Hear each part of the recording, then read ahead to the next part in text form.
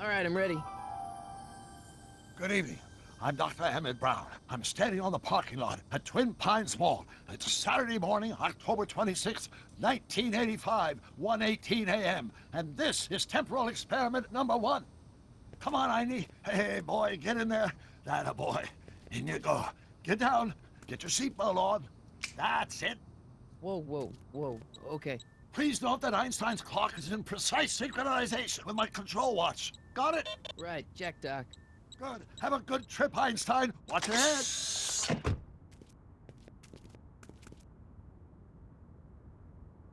You got that thing hooked up to the car? Watch this. Yeah, okay. Got it.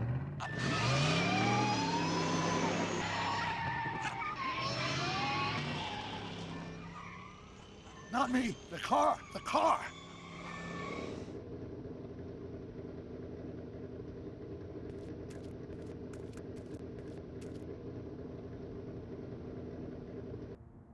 If my calculations are correct, when this baby hits 88 miles per hour, you're gonna see some serious shit.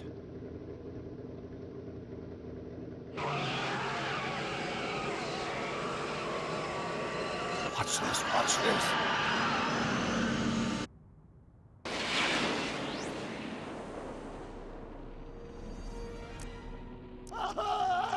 What did I tell you?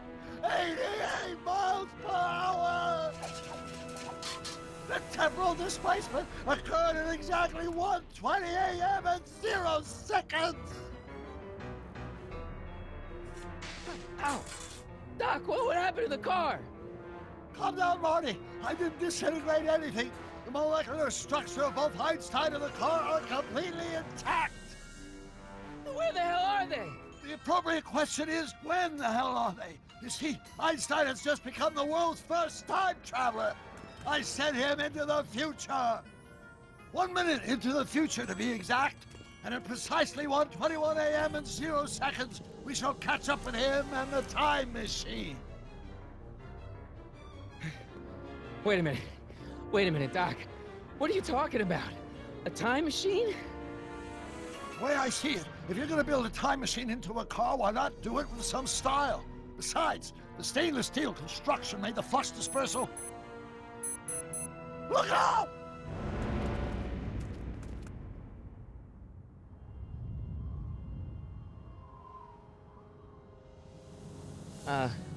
Doc? Huh, that's peculiar. Where's the car, Doc? It should have caught up with us 27 seconds ago. Doc, what happened to Einstein? No need for concern. It's probably just a minor miscalibration of the time circuits. Marty, could you get my notebook? It should be in the toolbox.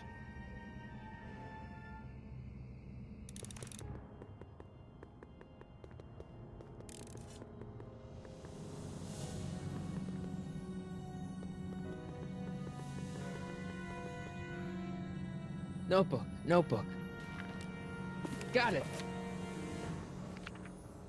Flux capacitor? That's it! What the heck's a flux capacitor? My latest invention. The thing that makes time travel possible.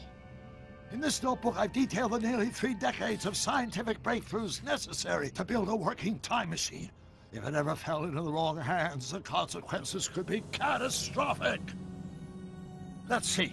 It's mass equals I times Z, and E equals the square root of Z times C squared. And the flux dispersal rate is inversely proportional to the 4th root of N, carry the 9, then. Consequences could be catastrophic? Whoa. Deja vu.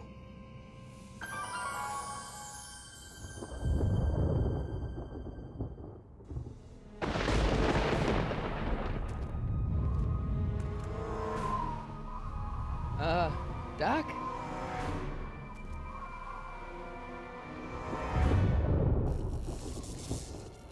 Great Scott! Doc, what is it? I've made a horrible mistake.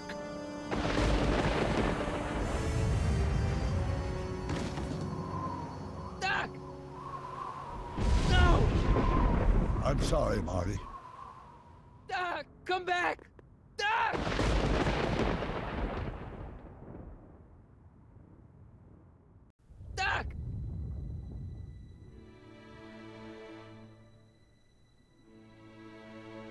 Marty, is everything okay?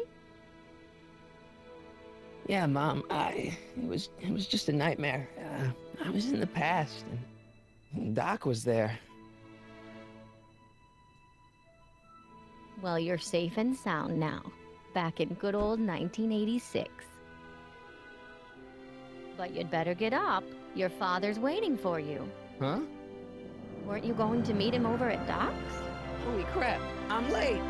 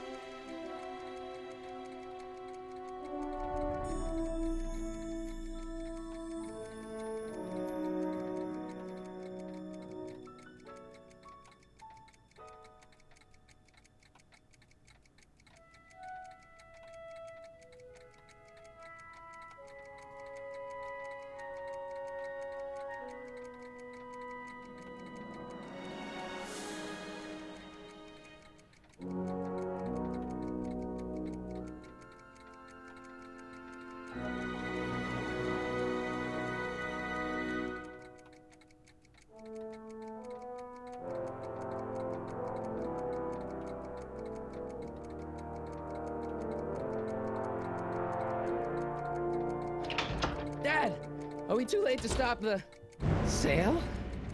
Better late than never. You wouldn't believe how much rare stuff there is back here. That's Doc stuff. The city has no right Now, to. son, I know you're upset, but your friend's been gone for months, and the city really seems hell-bent on using his land for that new parking garage. And, hey, is that a first edition Jules Verne? It's just not fair. But at least things can't get any worse. Hey, Marty! Hi, Biff. Come to see if the old crackpot had any buried treasure? Nah, I guess I'm just remembering.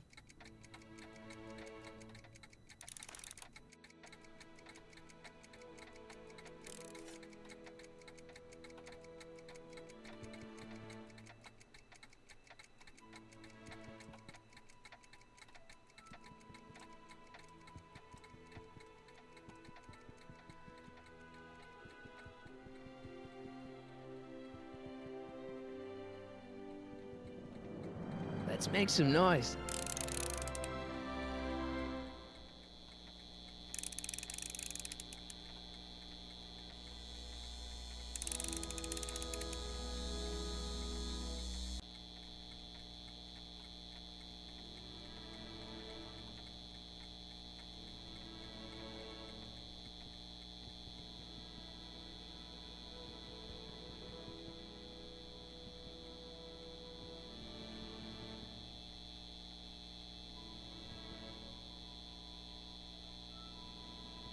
It took me forever to repair this thing after I blew it out last time, and now some jerk's gonna pick it up for pennies.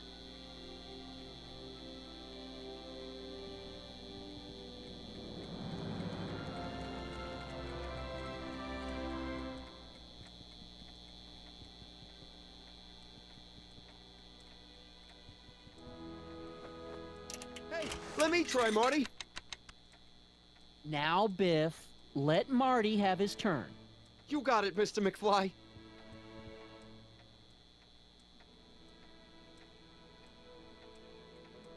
Doc built this model at downtown Hill Valley way back in 1955. The clock tower in the courthouse even works.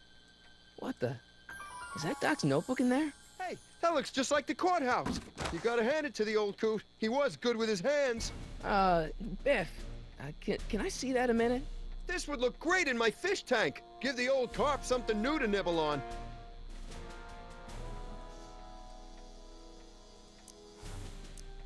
Can I see that model courthouse for just a second? I need to get something out of it. Like what? A not guilty verdict? That was a joke. Oh, ha, But really, can I? Nah, I think I'll hold on to it. Give it here, Biff. Well, well, look at what we have here. Looks like plans for something. What's a flux catheter? It's none of your business. Doc asked me to... Brown's worm food, kid. But this looks like it might be worth something. Ha!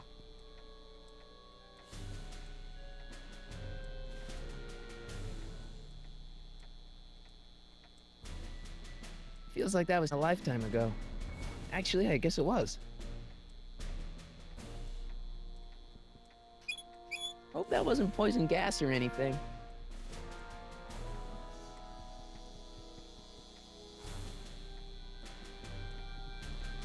Hey, Biff.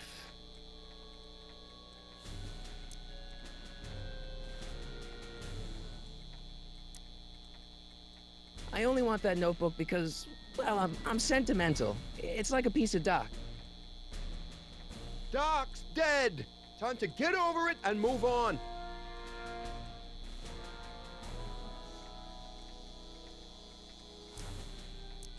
It's just a notebook with Doc's scribblings. What did Doc ever accomplish? Nothing. Then it's worthless, right? If it was really worthless, you wouldn't want it so bad.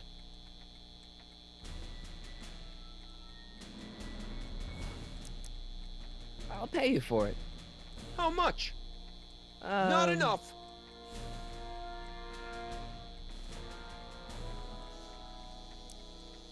I just can't let you keep that notebook. It's dangerous. What, is it set to explode or something? Well, in a way. I'll take my chances.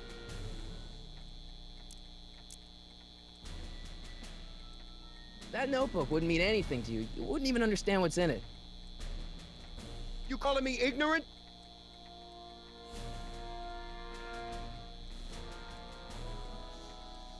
Never mind.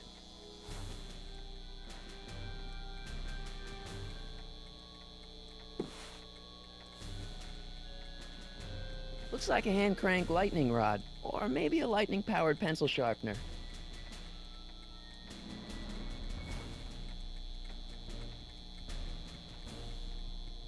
Hey, Dad, why's my guitar got a price tag on it? Sorry, son. Must have been an overzealous clerk. Just pick it up. I'll iron things out with the bank.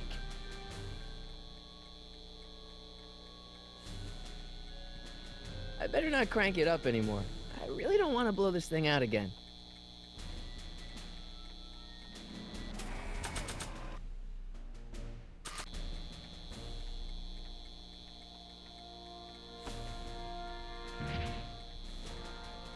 Here's an oldie, but a goodie. 1, 2, 3. Hey, look, it's Chuck Butthead. Let me show you how it's done. Now, Biff, I think that's Marty's guitar. Oh, gosh, you're right, Mr. McFly. Here you go, Marty. Let's hear a few licks.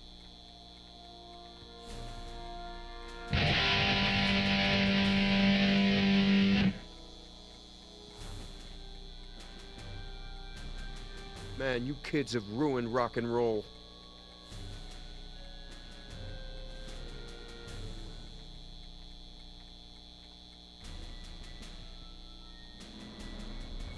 And now, something your kids are really gonna like. Thanks for warming them up for me, butthead. Biff, I thought I told you not to take my son's guitar. Oh, right. Sure thing, Mr. McFly. I was just warming him up for you, Marty. Let's see what you got.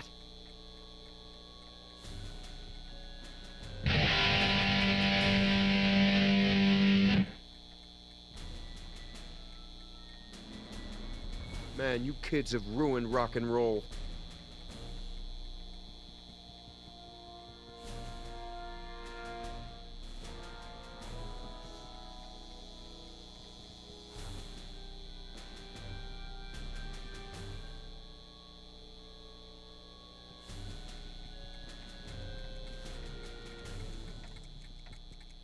I wonder why Doc didn't take any of these with him.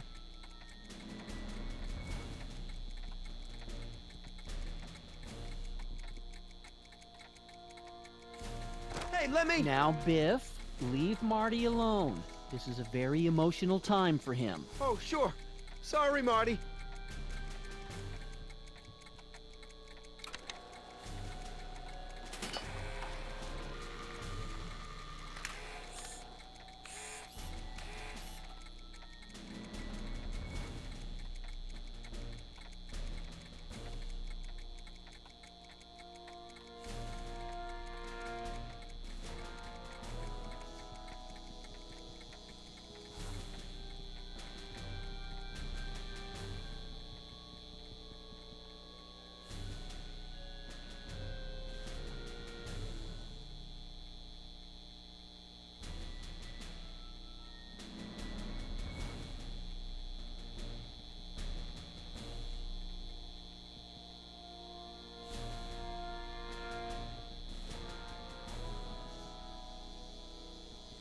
Hey, Dad. Who's running this sale anyway? Oh, that'd be me, son. You? Why? Well, once it became apparent that the bank was going through with the sale, I volunteered to oversee it in order to make sure that Doc's stuff would be treated with a modicum of respect. Isn't that right, Biff? You got it, Mr. McFly.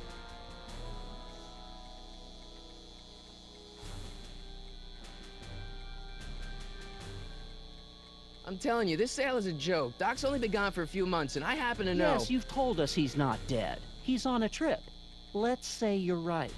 Have you considered that this trip may not have been entirely voluntary? I hate to say it, but Doc's run up some pretty sizable debts around town. Maybe he's just hiding from his creditors.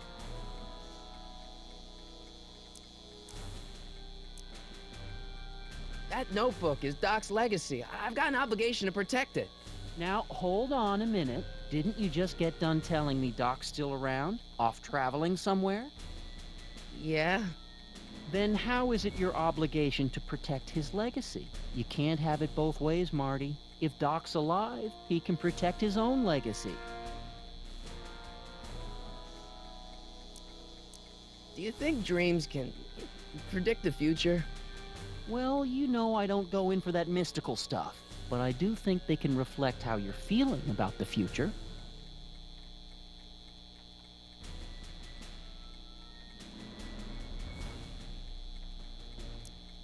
You got Doc wrong. Sure, maybe he's not so good with money. That's just because his mind's always on bigger things.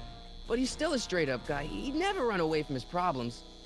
Well, you know him better than I do, son, but the bank is within its rights to sell off his stuff. Maybe you should try to find some things to remember him by before Biff grabs them all.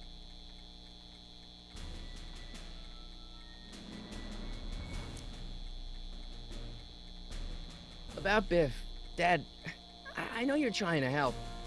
He talks a big game, son, but he's not so tough. I've been dealing with him a long time. Believe me, I can handle it. So can I. I guess you can. Okay, son, I'll stay out of your way, but you know where to find me.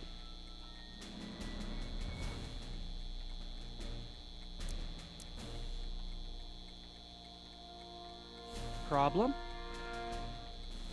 Biff? He's got this thing, see, and I really need to get it back. If he stole something from you... No, it's one of Doc's notebooks. He found it first, but... Oh, well then I'm not sure what to tell you. I guess you'll just have to appeal to his better angels or something. Or something.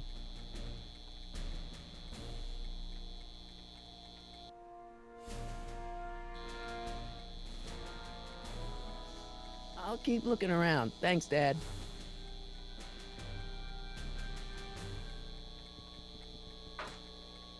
You want to hear a number by Biff and the Biff Tones? Always happy to play for my adoring fans.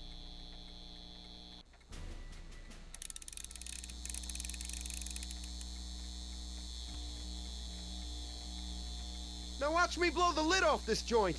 Whatever you say.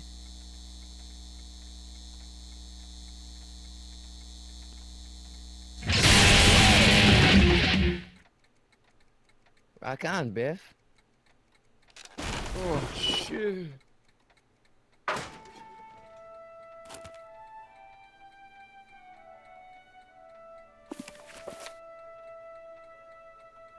Doc, where are you?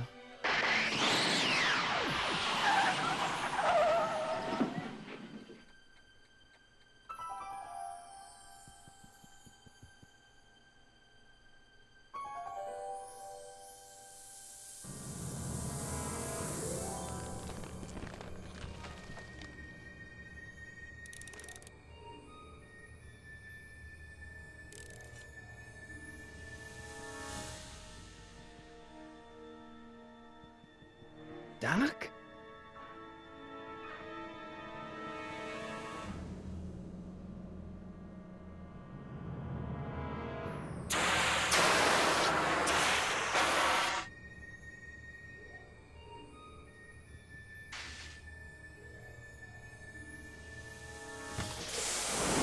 Einstein!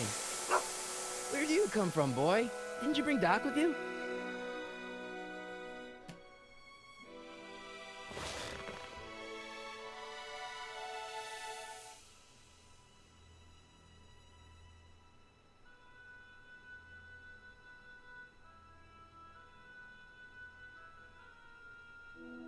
Okay, Doc, I know I haven't seen you in a few months, but I'm pretty sure this isn't your shoe.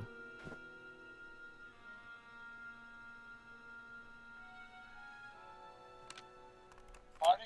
Ah! Marty, if you're hearing this recording, then the DeLorean's automatic retrieval feature is a resounding success. Automatic retrieval? In case of my failure to return to the DeLorean within an allotted time, I programmed the time machine to jump to these four-dimensional coordinates without me. As you are well aware, time travel is an inherently risky activity, and despite my elaborate precautions, there's always a possibility that I could land in trouble sometime. And that sometime is now, or then, or maybe later. He's in trouble. Marty, you come to my rescue in the past, or was it the future? Anyway, I'm relying on you to do it again. Please take the DeLorean back, or forward, to whatever it is I'm stuck in time. When you get there, I'm sure you'll figure out what to do. That's it? Aren't you gonna tell me when that is? Just go to the date specified on the time circuit readout under the heading marked Last Time Departed. Good luck. Right. Last time departed. Oh, jeez. Come on. Crap! Oh, great. How am I supposed to find him now?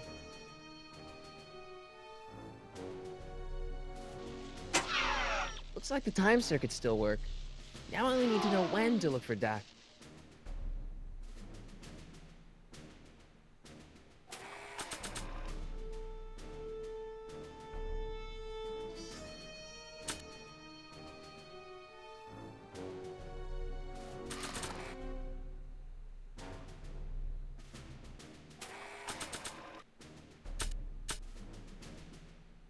This notebook has all of Doc's plans for the flux capacitor and the DeLorean. I'd better make sure it never falls into the wrong hands. And by wrong hands, I mostly mean Biff.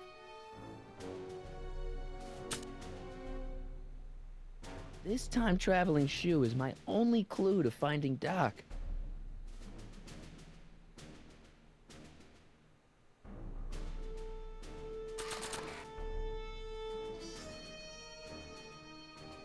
I can use those to enter a date into the time circuits. Once I know when to look for Doc.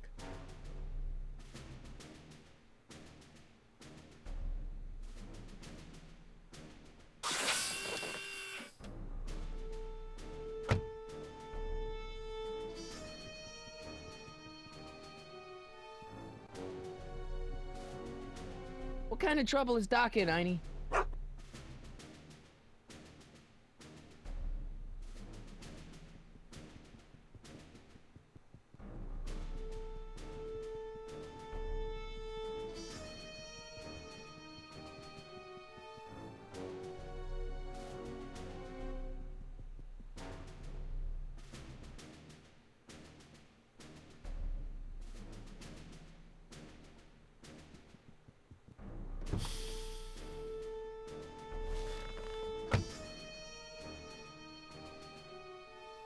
I can use those to enter a date into the time circuits.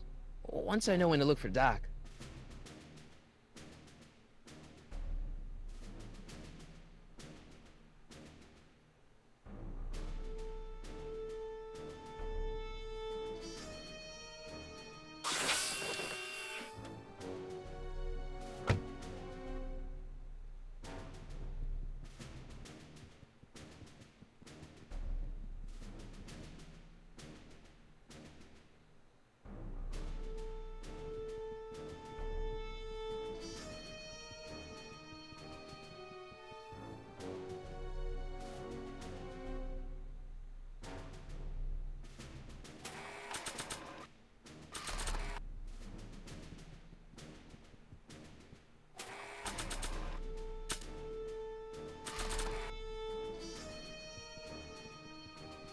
you know about this shoe, Einie?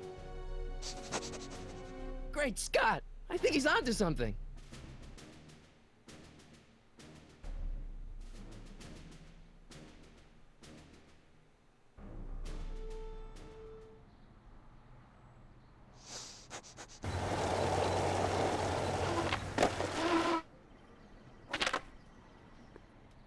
Okay, now we're getting somewhere. How's this supposed to lead me to Doc, Einie?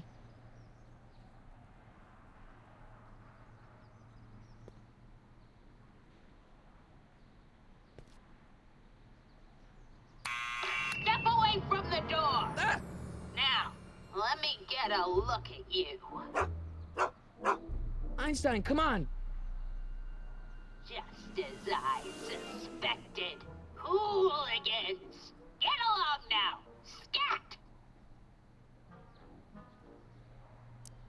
I'm not a hooligan, ma'am. I'm a teenager. I wasn't born yesterday, young man. Aren't you the miscreant who skateboards through the town square every morning between 8 and 8:30 in a decidedly unpunctual manner? Yeah? All skateboarders are hooligans. It's a fact. Look it up.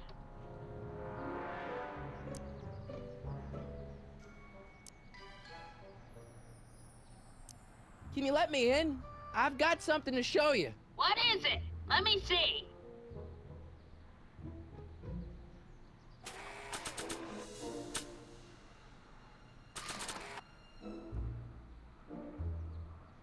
A shoe? Wow, now what would I want with a... Huh? Stay there!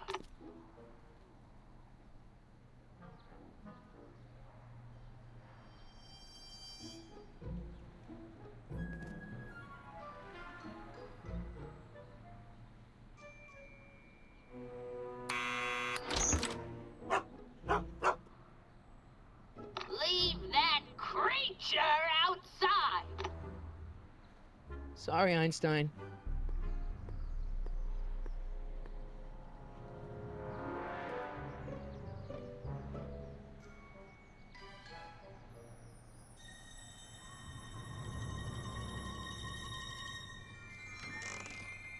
Well, took you long enough. There's a lot of stairs. To return the shoe, I mean. I lost it ages ago. You can put it down next to the other one. Much better. So neat and orderly. I suppose you'll be wanting some sort of reward now. No, All I've got is tea and candy. But I'm sorry I called you a hooligan. I try not to jump to conclusions, but after all, 9 out of 10 people in this city are hooligans. It's a fact. Look it up.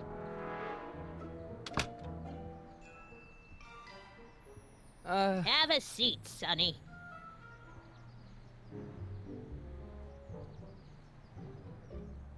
Hey! You kids! Put out those cigarettes!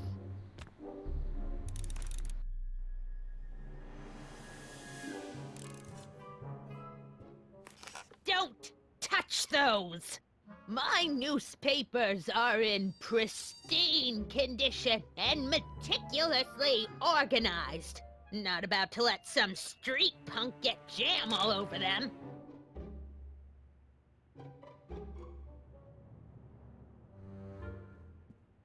Miss Strickland? Jack! Diane! I know what you're doing behind that tree! Yes? Do you remember when you lost your shoe? Shoe? That shoe over there. Oh, that shoe! Huh. Hi, what a nosy Nelly! No one likes a busybody, you know. But Oh, fine, let me think about it. Yes, I remember. I lost it in a scuffle with a dog. Oh, when was it? Oh, yes, the day that speakeasy burned down. a speakeasy. In Hill Valley? Don't act so surprised, young man. Your generation doesn't hold a copyright on moral depravity, you know. Sin has been on the prowl in Hill Valley since the day it was founded.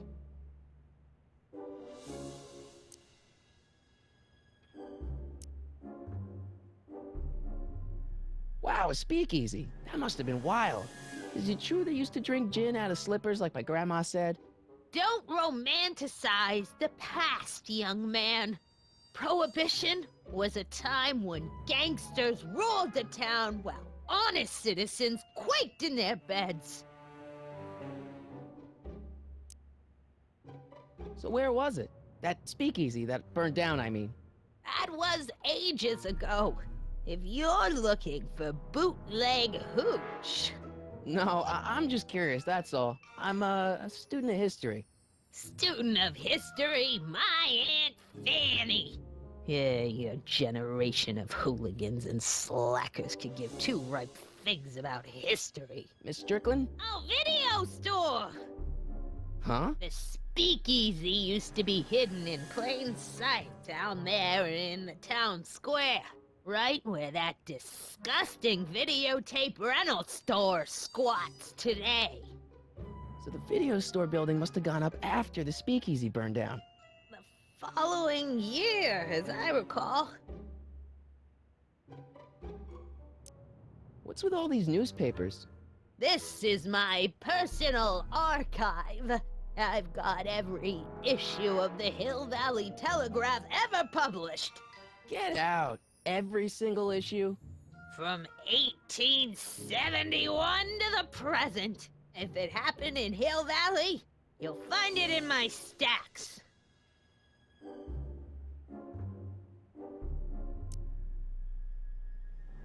I guess somewhere in these stacks there must be an article about the speakeasy burning down. Naturally. Yeah, I probably wrote it myself. I was quite a reporter back in the day. Any idea what date that article came out? Well, obviously the day after the speakeasy burned down. Doing some stargazing? No, I set my sights on lower things. Is that? Tim! Get away from that hubcap before I call your father!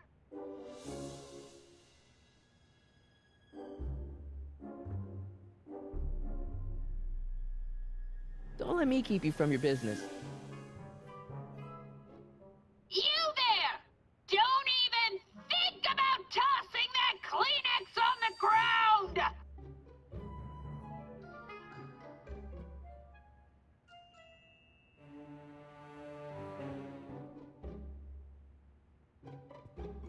Man, she keeps it hot in here. That's the kettle. I'll be right back with some tea. And don't touch anything.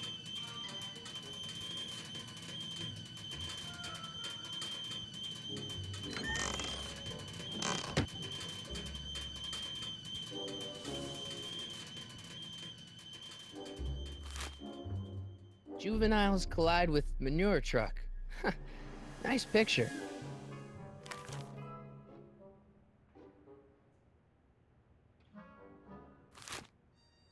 Brown Mansion destroyed. 1962. No, that's not where Doc's stranded. Alright, Einstein brought me this shoe, and Miss Strickland lost the shoe on the day the speakeasy burned down. But when did the speakeasy burn down? I at least need to know the year.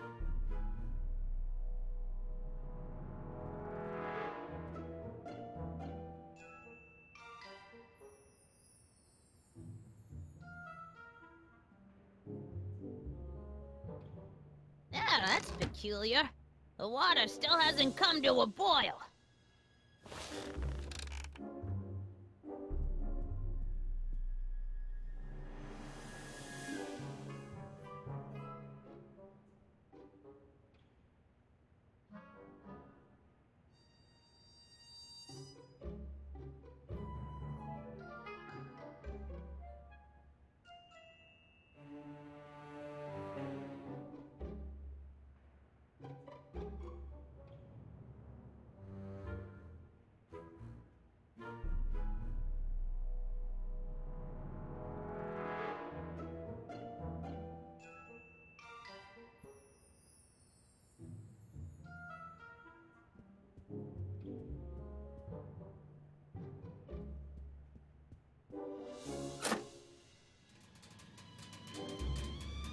the whistle!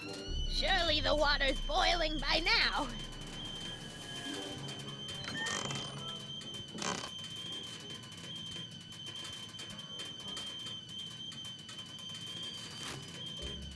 Firm announces plans for Lone Pine Mall, Peabody Ranch to be rezoned for commercial development. I don't even know where to start looking for clues in these stacks. Wish I could narrow it down to a year at least.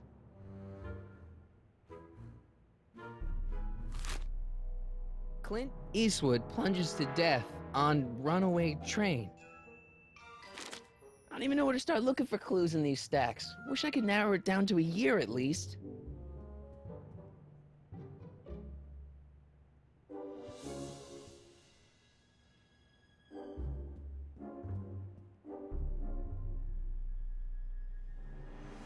Stop looking at me. That's what you get with these cheap, foreign-made kettles. But trying to find an American one nowadays...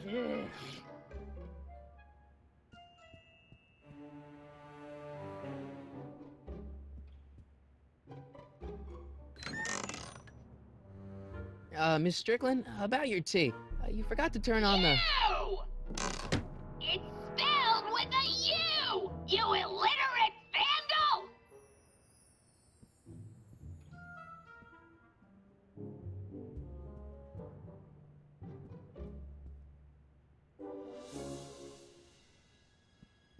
The candy looks older than I am.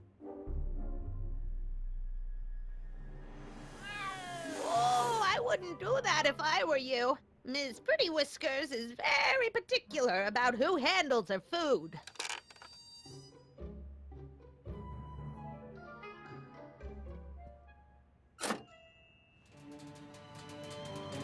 There's the whistle! Surely the water's boiling by now.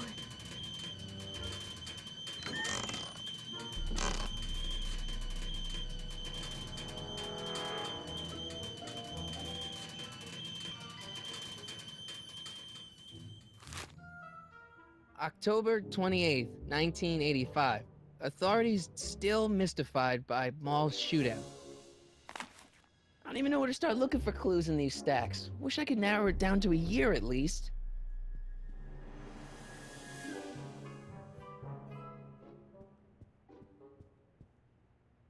Hey, mind if I use your binoculars for a sec? Go ahead, dear.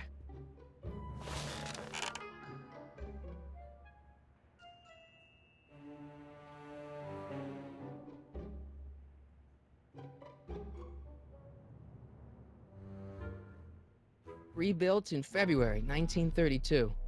So the fire must have happened before then. But when? I need a date. Don't look at me. I'm far too old for you.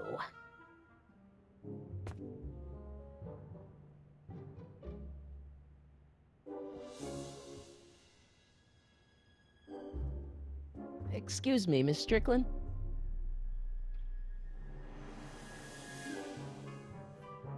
Don't let me keep you from your business.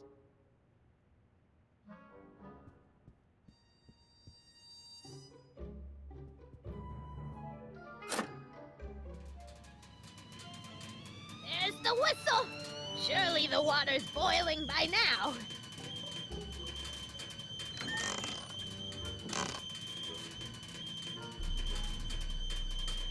Let's see. Ground broken on site of former speakeasy. Singer vanishes. Hill Valley Expo delights crowd. Soup kitchen exposed. Here we go. Speakeasy arsonist slain. Legal procedure gave way to old-fashioned vengeance last night when a mob descended on the Hill Valley police station. The suspect in the speakeasy arson case, a drifter known as Carl Sagan, was pulled from his... Carl Sagan? It's Doc! Killed by a mob. What's the date? June 14th, 1931. Jeez, I gotta rescue him. My newspapers!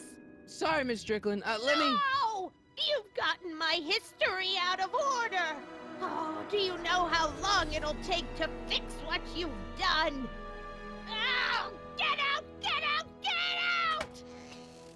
Help! Police! I'm being attacked by hooligans!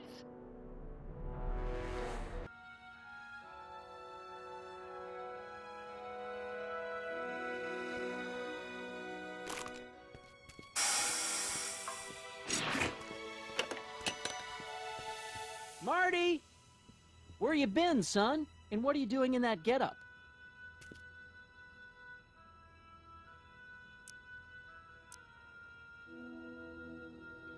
Didn't I tell you? I got the lead in the school play. We're doing... Grapes of Wrath? Right. Oh, Steinbeck. Who are you playing? Never mind, you don't have to explain. I'm sure whatever it is you're up to, you know what you're doing, right? I hope so. Hey, sometimes you gotta go out on a limb for the ones you love, right? Wish my dad had understood that. You won't stay away too long. You'll barely know I was gone.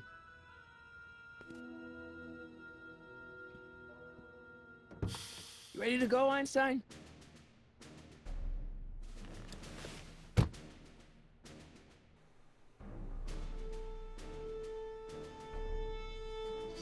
Time circuits on. Flux capacitor, fluxy. Okay, if Doc's gonna get killed on June 14th, 1931, I'll just show up the day before and get him out. I hope you know what you're doing, Doc.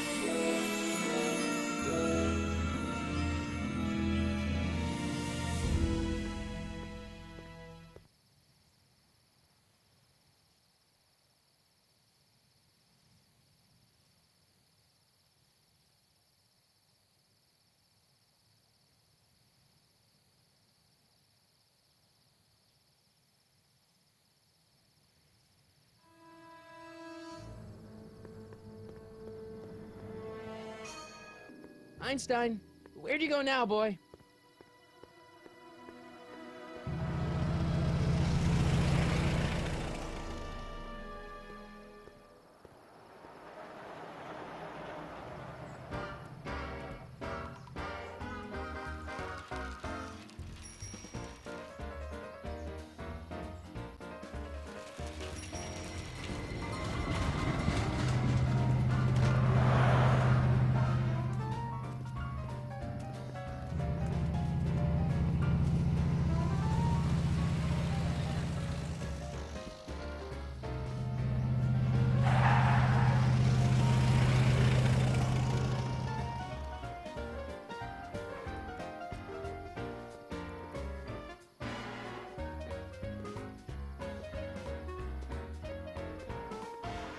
Young man! Excuse me, young man! Who, me? You're the only man in the street, and I'm looking for a man-in-the-street reaction. Naturally, you know about the explosion that destroyed this illegal gin establishment. I read about it, yeah. What's your opinion of Carl Sagan, the stranger who single-handedly did what the law has been unable to do for 10 long years, namely, rid Hill Valley of the scourge of liquor?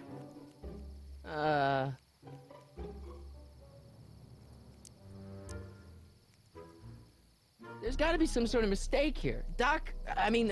Carl wouldn't do something like that. It's surprising the lengths a person will go to when it's a clear-cut matter of right and wrong. You've got an honest look about you. You do support the side of righteousness, I trust. You can mark me down as a supporter. The young man said, flashing a boyish yet virile grin. Hill Valley needs more upstanding youths like yourself. Do you have a message for the vicious gangsters who still roam these streets? No doubt plotting to corrupt our citizens with another den of booze, sin, and debauchery?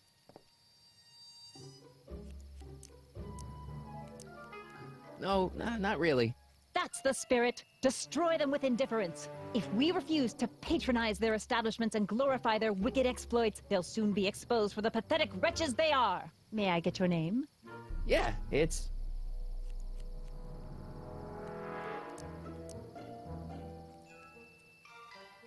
Harry Callahan.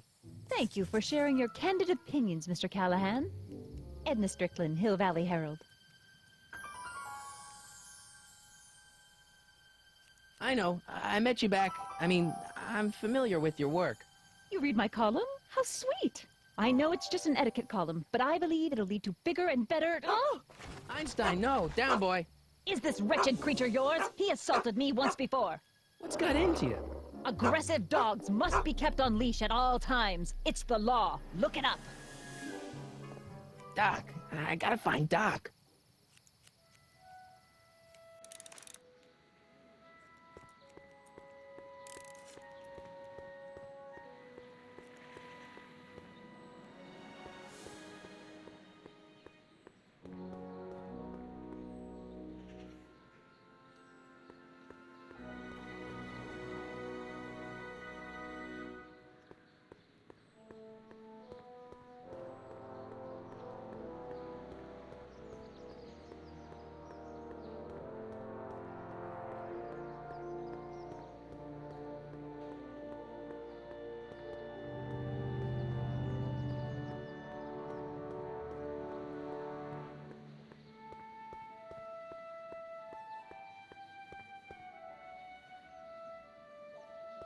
Doc!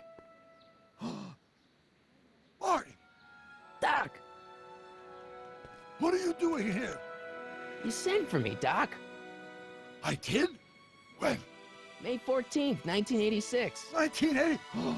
The automatic retrieval system. Of course. I'd almost forgotten about that. So what's our plan for getting you out of here? Plan? We don't need a plan. We don't. Not in the slightest. The police picked me up for that speakeasy fire a couple of weeks ago, but the DA hasn't got a case. They're releasing me tomorrow morning. So basically, I traveled 50 years into the past to deliver your car? Sorry about that, but it's so wonderful to see you. We have a lot of catching up to do. Yeah, you might want to hold off on that, Doc. Great Scott! I'm going to be gunned down by gangsters on the steps of the courthouse. Why would they do that? Guess they didn't approve of my burning down their speakeasy. Very funny, Doc. Maybe now we should come up with a plan? A plan, right. But what?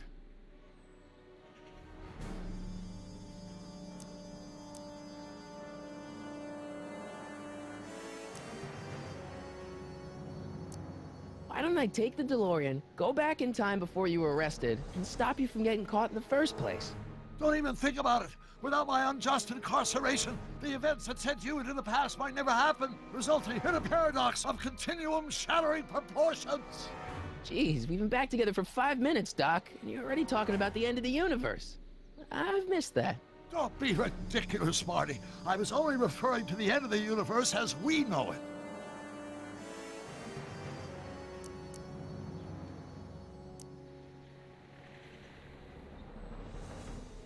Hey, maybe I could talk to the gangsters. Tell them they're about to shoot the wrong guy. I don't think the criminals of this era are going to be very receptive to a complete stranger telling them that their secret assassination plan is misguided, do you?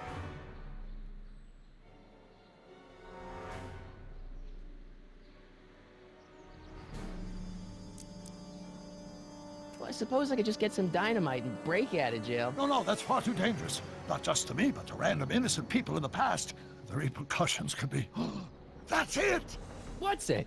my rocket-powered drill. You have a rocket-powered drill? Not yet. I haven't built it yet. You've lost me, Doc. Listen, a few months ago, my 17-year-old self sent in a patent application for a rocket-powered drill. I abandoned the project after I never heard back from the patent office, but the prototype should be nearly complete. Great, I'll just run back to your lab and... No, I said nearly complete. You need me to help you finish it. How the hell am I supposed to sneak a half-finished rocket-powered drill into your cell? Not me. 1931 me. Wait a minute, Doc. You want me to convince your 1931 self to build a rocket-powered drill to break you out of jail? Precisely.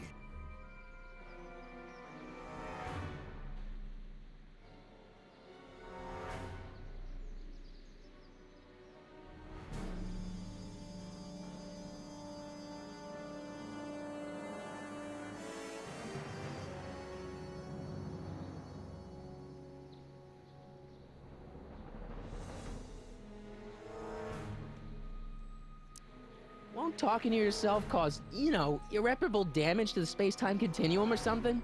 It should be fine. I've already invented the idea of the rocket drill. You've just got to goad my younger self into finishing the prototype.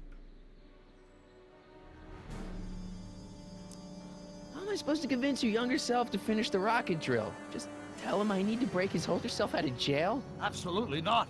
Whatever you do, you can't tell my younger self anything about time travel. I won't come up with the inspiration for the flux capacitor for another 24 years. Then what am I supposed to... Just be your charming self. From what I remember, I'm a pretty easygoing kid, so enlisting me in a scientific adventure should be a piece of cake. Okay, let's say I go along with this crazy idea. Where can I find you? I mean, the other you. How should I know? It was over 50 years ago. Why don't you go over to the soup kitchen next door and give my house a call? They'll know where to find me. Soup kitchen. Got it. Just stay away from the soup. It'll cause irreparable damage to your digestive system.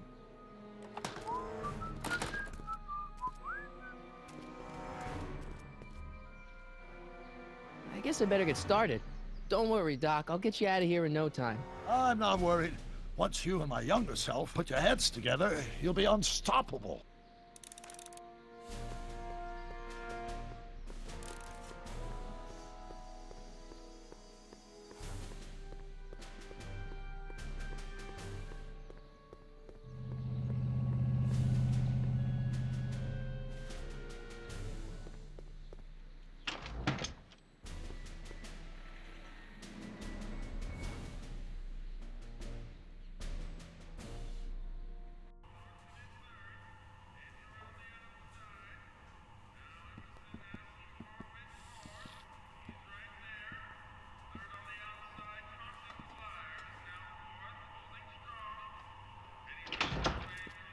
McFly! Biff? Kid! Grandpa? That's Mr. Tannen to you, Artie. What are you doing out here? Well, I was getting kind of hungry, so I figured I'd come down here for some free soup. Just thought I'd come down for some soup. Think, McFly. The DA's throwing around subpoenas like Babe Ruth. I don't think Ruth's a pitcher anymore. Shut it! If one of those subpoenas landed in the hands of my number cruncher, I'd be in a whole lot of trouble. I could even get sent up the river. You wouldn't want that, would you? Would you? No, of course not, kid. All right, that's better. What are you looking at, punk? Keep your eyes on the soup, kid. Well, Well, what? what are you still doing here? Sorry, kid. I'll just run back to the safe house. You do that. And McFly, Yes? that hat's too flashy. You better let me hold on to it. Now scram! You got it, boss. And don't come out until I give you the all clear. I swear, if even one of you mooks could add 2 + 2 without your fingers, I'd dump that wimp into the lake. Hey! Anyway, I'm off to make myself irresistible. Don't let anyone burn down the shop while I'm gone.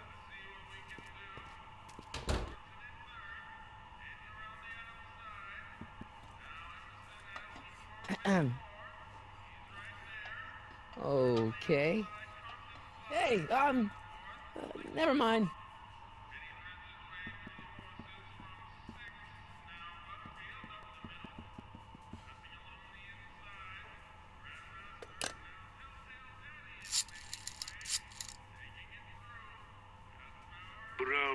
Residence? Hi.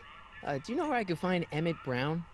Young Master Brown is currently tending to his clerking duties at the courthouse. Who may I say is calling? The courthouse? Doc never told me he worked at the courthouse.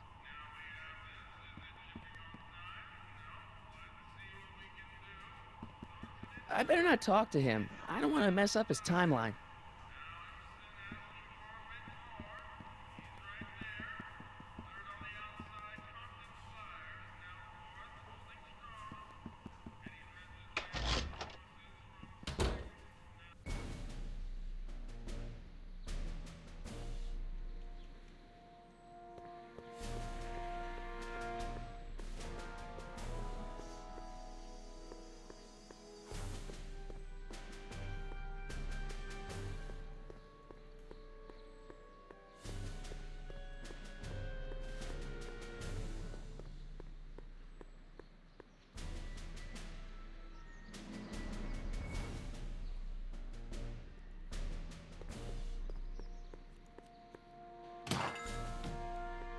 You gonna buy anything?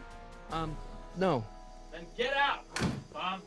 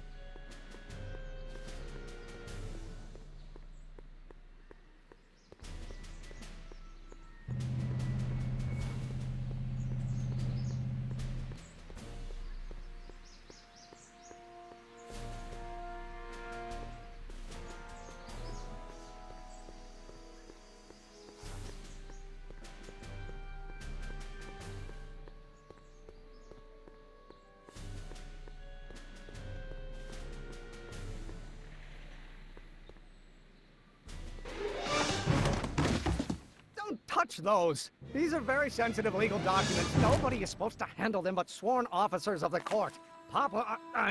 Judge Brown says so. Judge Brown? Doc. Nice to meet you. I'm, Harry Callahan. Emmett Brown. But I am a law clerk, not a doctor. Now please get out of my way. I have important business to transact. Naturally, H2A multiplied by the inversion of H has to come out less than expectation value of A, right? No. What am I missing here? Or do we take H to stand for Hermitian line operator? Listen, Emmett, you don't know me, but I'm your friend. I'm not big on friends. They get in the way of work. What's this important business you're up to?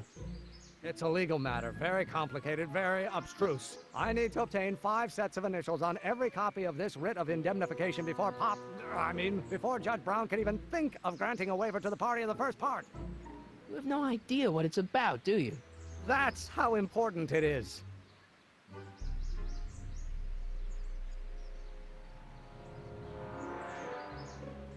So, Emmett, what time are you through with work? Depends. On weeknights, Pop sometimes keeps me in the office till 9. 9 at night? But today's Saturday. Right. So I probably won't get off before 10.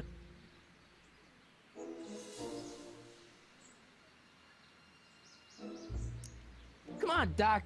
Emmett, drop the Legal Eagle Act. I got something more important for you to do. Mr. Callahan, I'll have you know that the law is the very mortar that holds society together, and we in the legal profession are like brick masons building the edifice of the future. Your dad tell you that? Every morning.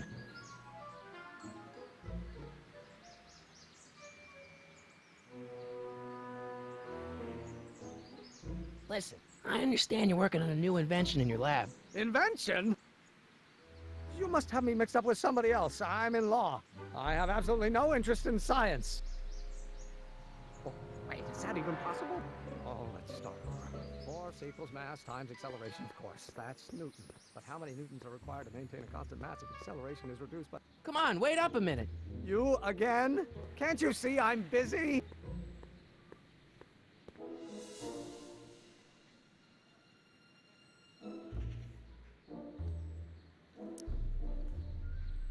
Okay, so you don't want your old man to know. That's fine. Listen, we all keep secrets. But I'm telling you, you can level with me about this science project of yours. I am not a scientist. Go ahead, ask me what E equals. What does E equal? I have absolutely no idea. See? I don't know where you got your information from about me, mister, but you're wrong, wrong, wrong.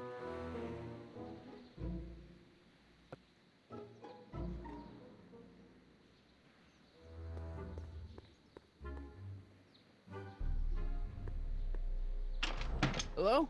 No solicitors! Oh, no. Will you just give me a chance? Harassment's a federal crime, Mr. Callahan. See, I'm sort of in the science business myself. That's why I sought you out. Not that I care in the least, because science is the furthest thing from my own area of interest, which is law, but I don't believe you. It's true. I'm a scientist. So tell me something, Mr. Scientist, from your vast storehouse of scientific knowledge.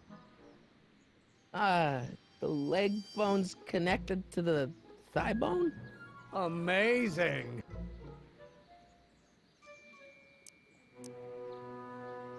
Come on, you could trust me, Doc. Emmett, it's your future I'm looking out for, in more ways than one. What are you talking about? I'm talking about you and science. Oh, that word again! If you insinuate I'm a scientist once more, I'll sue you for defamation of character! To the A multiplied by the inverse of A might well be equal to A's expectation value, but only if the coefficient of friction remains. Will you just give me a chance? Harassment's a federal crime, Mr. Callahan. How about you knock off work early and I'll buy you a beer, or soda. What do you say? Don't try to tempt me from my duty with sugary beverages. Keeping the wheels of justice turning, that's my one passion in life. Besides, if I left before 8, my pop would kill me.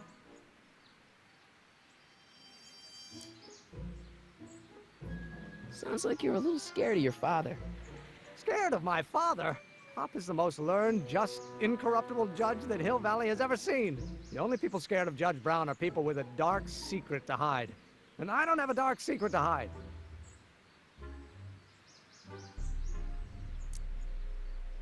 Emmett, about your... Don't say it. H2A multiplied by the inversion of H has to come out less than expectation value of A, right? Hey, how you doing, Einie?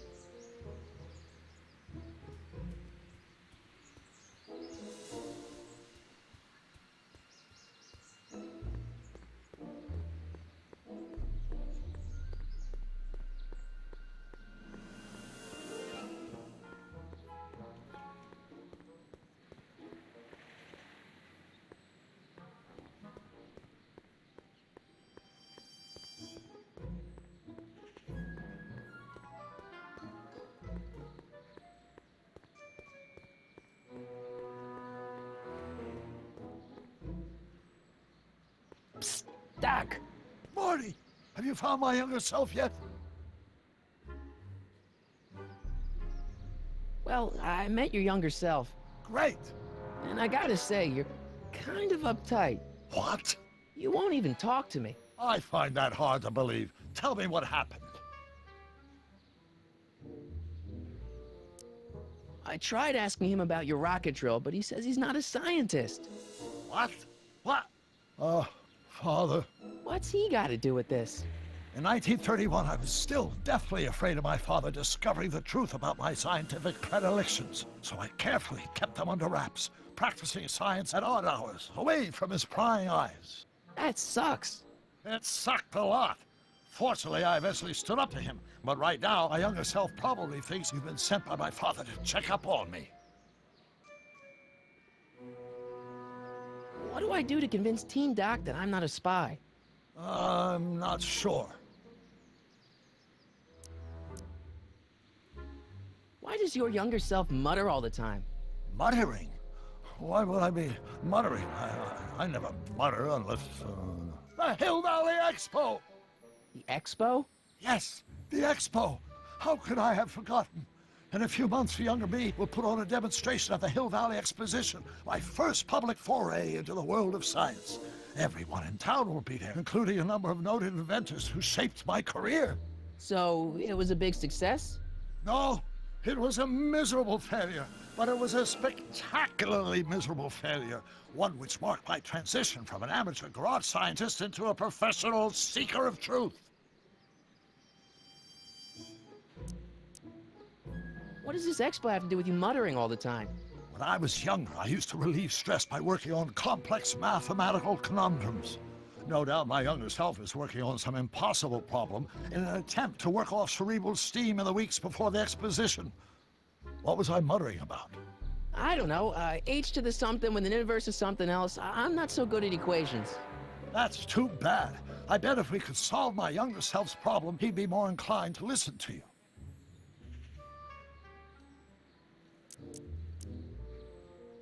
You know, your younger self seems really dedicated to the law. It's a facade, I assure you. I had to keep up appearances to appease my father.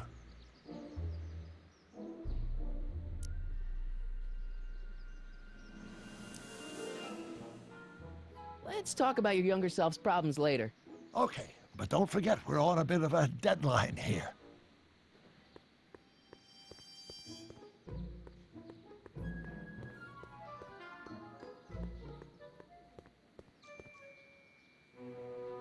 Hill Valley Police Station. Cripes, this place looks old, even for 1931.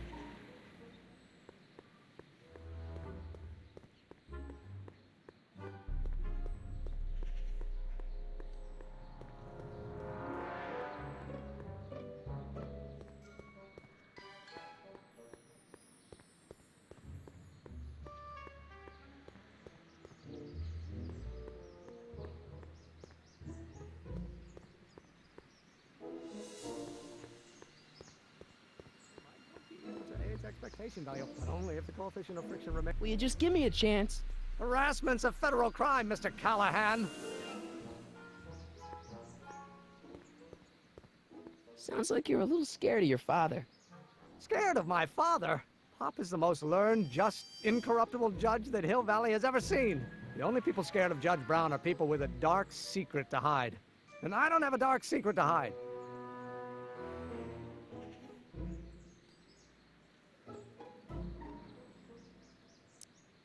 Emmett, about Don't your... say it.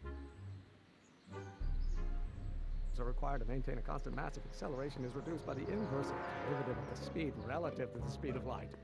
Oh, it brings back to H.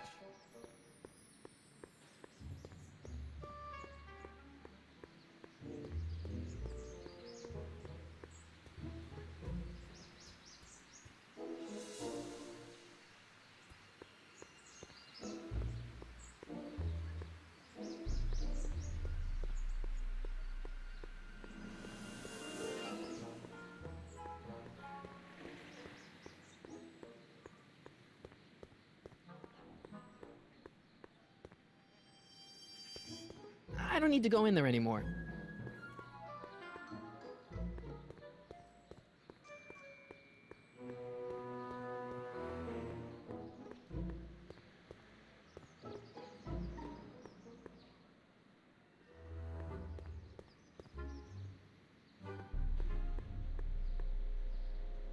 Wow, looks like they used a real shark.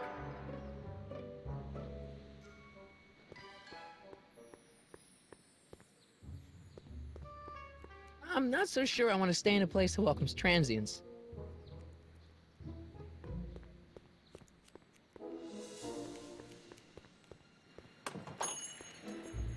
Hey, can I get some moose? What does this look like, a hunting lodge?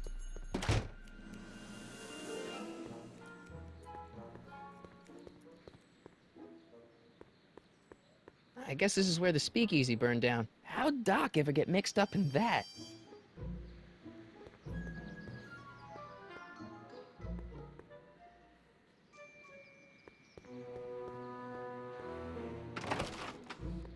How can I help you, sir?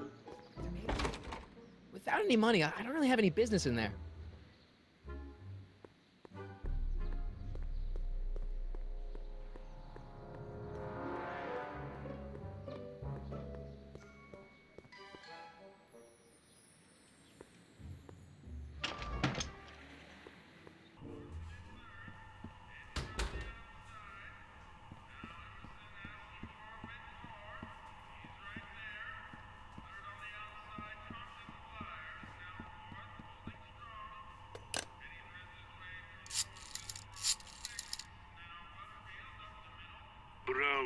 Resonance?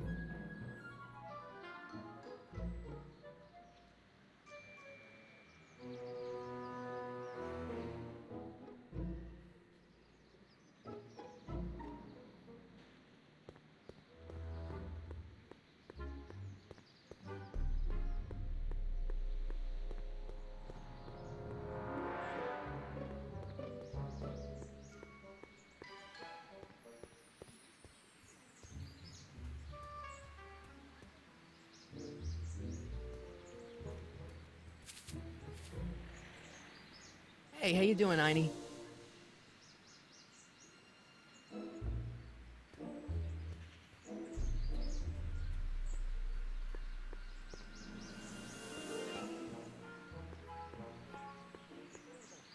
that even possible? Now, if H stands for the one-dimensional harmonic oscillator, then naturally H2 of A multiplied by the inversion of H has to come out less than...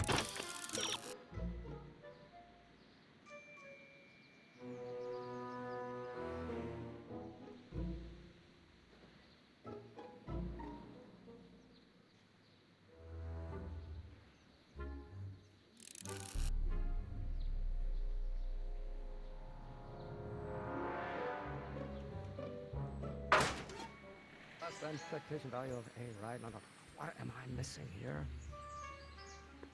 Oh, well, no. I'm going to be the inverse. Oh, yes, I know. No. It's not possible. I'll never be able to remember what young Doc's mumbling about.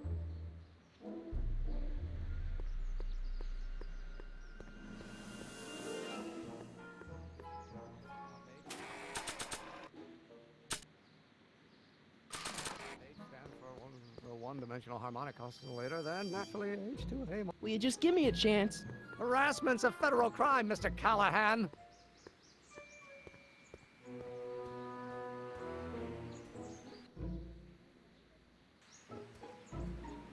Sounds like you're a little scared of your father.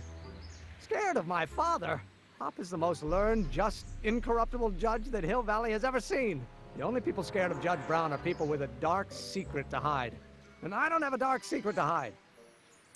Sounds like you're a little scared of your father. Scared of my father? Hop is the most learned, just, incorruptible judge that Hill Valley has ever seen. The only people scared of Judge Brown are people with a dark secret to hide. And I don't have a dark secret to hide. Emmett, about Don't say it. Be equal to A's expectation value, but only if the coefficient of friction remains constant and the gravitational constant is variable. Wait, is that even possible? Oh, let's start over. Oh, think, Emmett, think. H to the A multiplied by the inverse of A. H to the A multiplied by the inverse of A.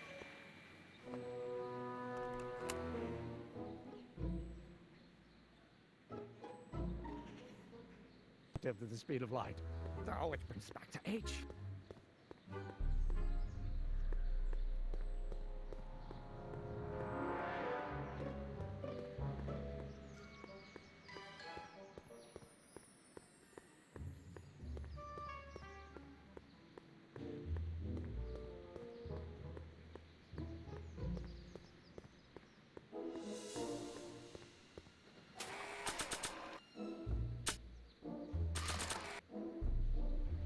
So, Doc, does this ring a bell? Oh, think, Emmett, think. H to the A multiplied by the inverse of A. H to the A multiplied by the inverse of A. Good grief! Is that me? I sound so... young? I was gonna say intense. I forgot how wound up I used to get. Yeah, but what are you muttering about? Oh, that's easy. It's Ivanov's conundrum. Just tell my younger self that H equals a Hamiltonian operator. Won't giving him the answer mess up the time stream? Only if it turns out that reality is actually nothing more than a holographic illusion created by the interplay of subatomic particles on a vast two-dimensional membrane. So... It'll be fine.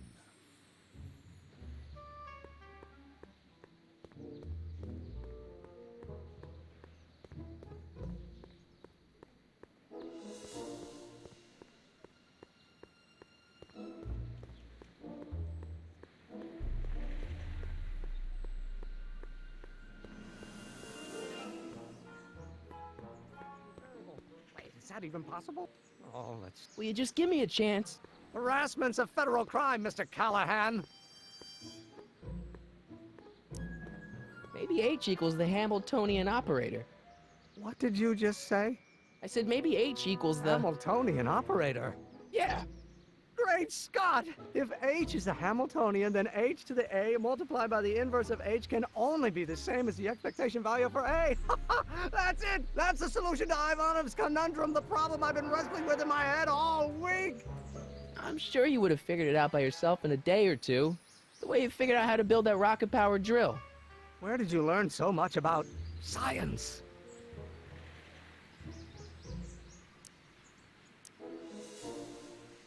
Well, it's like this. You know about my rocket power drill? Then there can only be one explanation. What? You're from the patent office. I confess I didn't quite know what to expect when I sent the paperwork, but I never expected this. Welcome! I'm at your service. What can I do for you?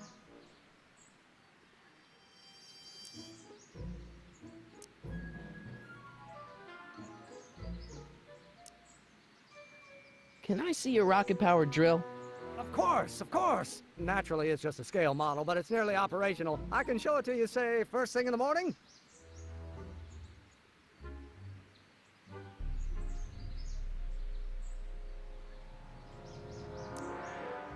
Nah, that's no good. I need to see a full-size model. That's fully operational. Tonight. Otherwise, we'll have to award the patent to a competing inventor, Dr. McCoy. It can't be done! I mean, it might be possible to construct a full-size working model in that time frame, but I haven't got the main ingredient for the fuel. I'll get it for you. What is it? 190 proof grain alcohol. And you know how difficult it is to get a hold of alcohol these days. Especially now that someone's blown up the speakeasy. And besides, there's no way I can get off work until I've delivered the subpoena. It's part of the investigation into the business affairs of Kid Tannen. Is it vitally important you see that rocket-powered drill today? Yes. Is it vitally important you deliver that subpoena today? Yes! Listen, I'll help you deliver it, and I'll see to it you get the alcohol you need. It'll help you get that drill finished by tonight. Deal? Deal. Here's the subpoena. I've got to subpoena my grandpa? It's Kid Tannen. Hey, I just saw him at the soup kitchen, yelling at Arthur McFly. I'm not surprised. Arthur does the books for his business. What kind of business? That's what the DA is trying to find out. Let's go talk to him. No! Why not? Kid Tannen can tell us where Arthur's hiding. Yeah, well, he can also have us fitted for a Chicago overcoat.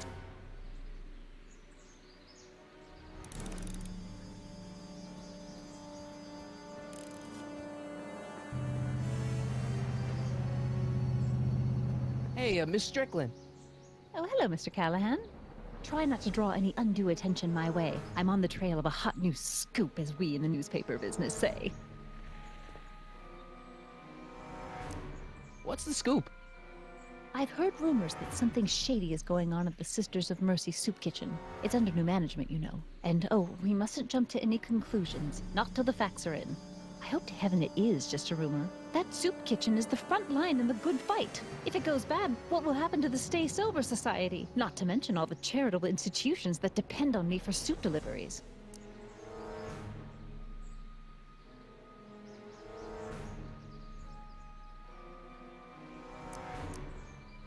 Did you finish the story you interviewed me for?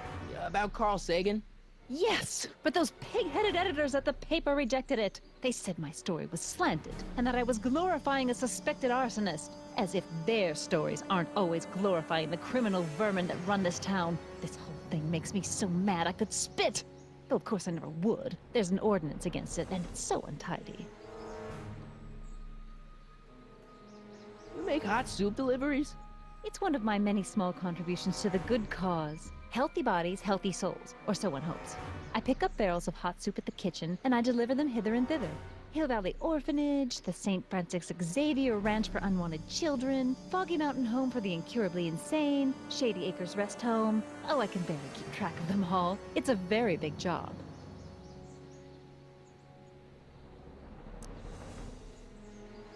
What's the Stay Sober Society? You haven't heard of the SSS? They do the most marvelous work, taking hopeless drunken bums and turning them into former hopeless drunken bums. I'm one of the founding members.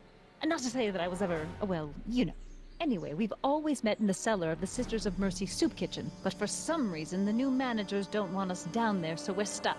We've got nowhere to meet.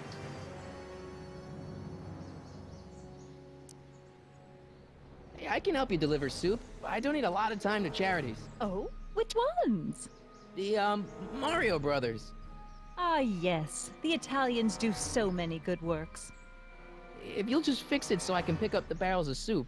Now hold your horses, let's not get over-eager. I drive the soup cycle in this town, and I'm not about to turn it over to an upstart. But if you're well connected with the local charitable institutions... Yeah? You can let me know when they're running low on soup.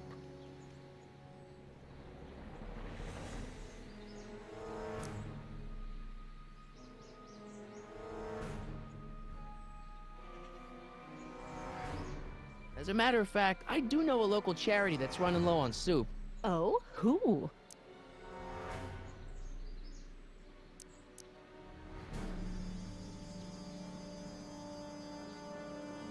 The orphanage.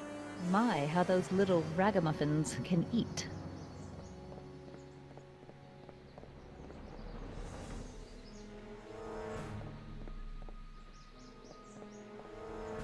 All right, Edna. Just think of all those poor unfortunates and hold your nose. Mr. Donnelly!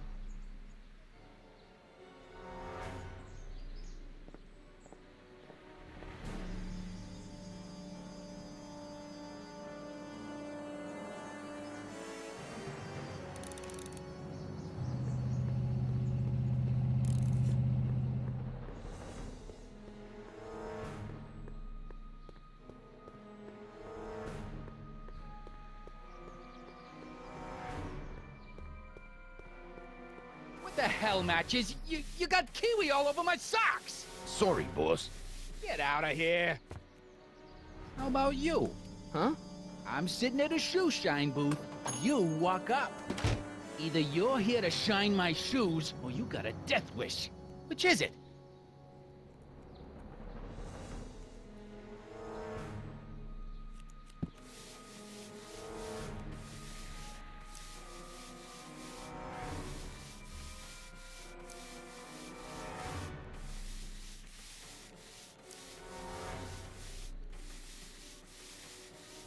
How come you won't let the Stay Sober Society hold their meeting in the cellar of your soup kitchen? We got other plans for that cellar, and it don't necessarily involve staying sober. Hey, I represent United Charities of Hill Valley. Can you authorize me to pick up soup from your establishment and deliver it to some very deserving souls? Nah, that Strickland dame's got the charity racket pretty much locked up. No point in giving her competition.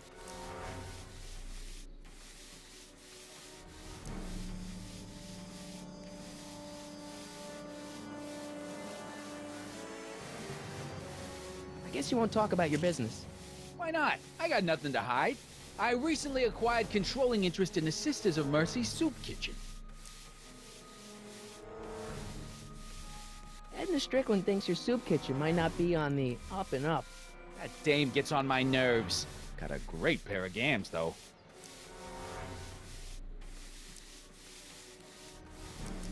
I'm looking for a guy named Arthur McFly. He's my, sort of a relative.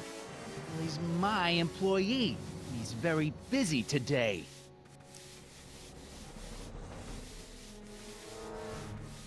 Isn't that Arthur McFly's hat you're holding? It was McFly's hat. Now, it's my peanut bowl. Could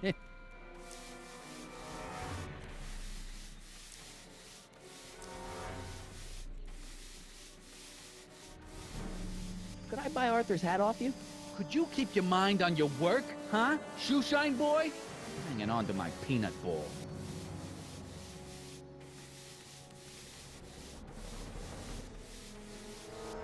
Can I have some peanuts? Why not? I'm a magnanimous kind of guy. Go ahead, knock yourself out.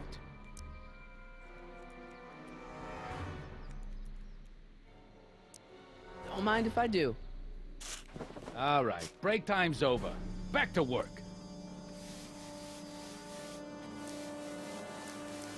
About Arthur McFly. Yeah?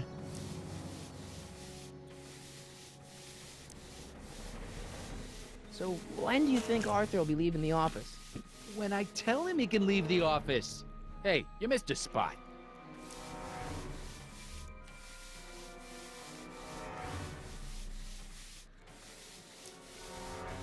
Since you're Arthur's boss, you know where he is, right? He's at the, office. Where's the office? I forget. So one more thing about that hat. You're testing my patience, boy. Never mind.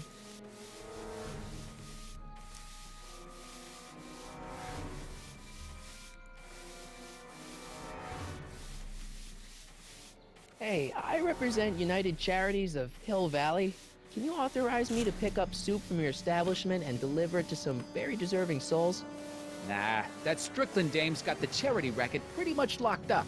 No point in giving her competition.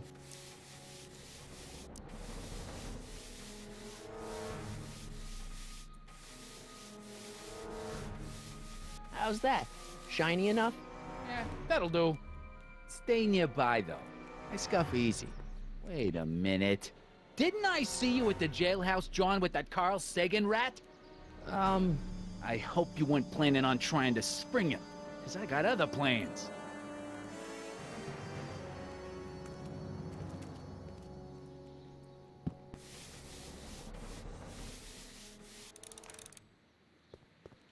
Keep an eye on Trixie. That broad's going all squirrely on me. You got it, kid. Well, you gonna stand there like an Okie, or you gonna shine my shoes? My mistake. Yeah, you're a mistake, all right, meathead.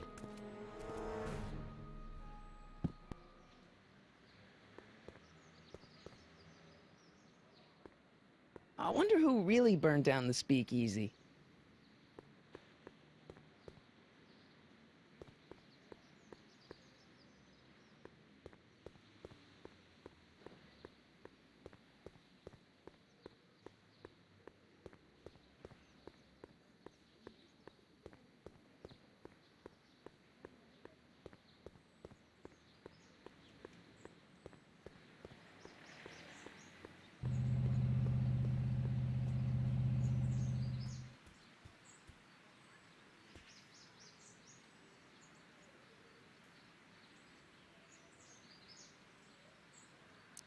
You have to deliver a lot of subpoenas? Father's always sending me out to do these dirty jobs. He wants to expose me to different kinds of people. All he's exposed me to is a lot of new curse words. This subpoena's for Arthur McFly? Have you seen him? For a few seconds in the soup kitchen, but I think he's gone back into hiding. Brilliant deduction, Einstein.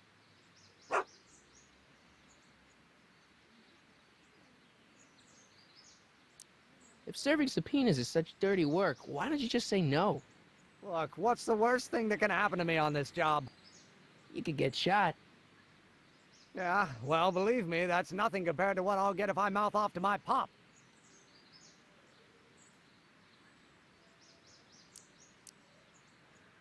What do you know about Arthur McFly?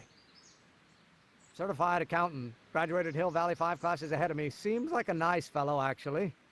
How did he get mixed up with a guy like Kid Tannen? Who knows? Sometimes people find themselves stuck in situations they can't get out of.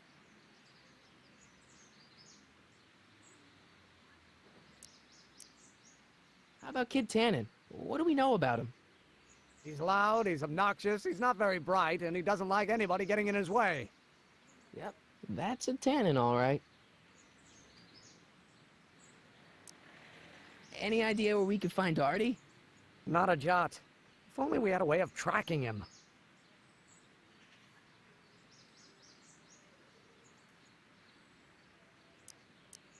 This might be a stupid question, but couldn't you have designed your rocket-powered drill to run on a fuel that, isn't illegal? Illegal? What does law have to do with science? Science has its own laws. You of all people should know that.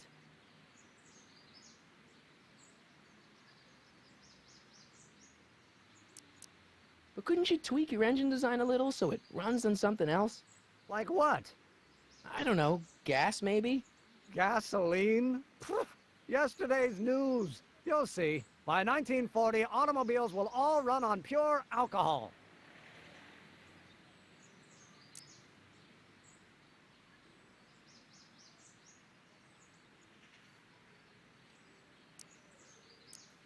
Some of us down at the patent office are wondering, what made you think of a rocket-powered drill?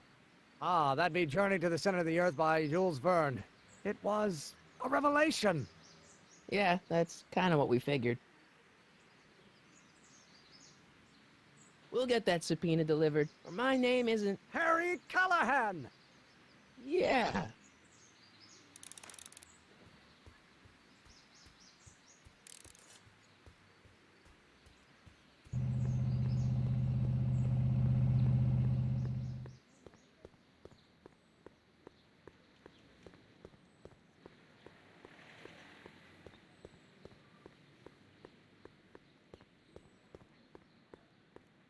No screw-ups tonight, you get me? I don't want this thing turning into another Shingle Springs fiasco. It's all under control, boss.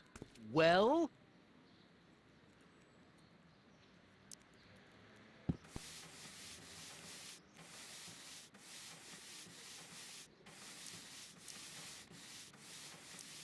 Isn't a soup kitchen an odd line of business for a guy like you? I like soup. Plus, I got a heart as big as all outdoors. Buff a little harder. I want to see myself in the toes.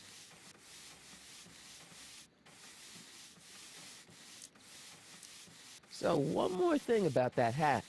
You're testing my patience, boy.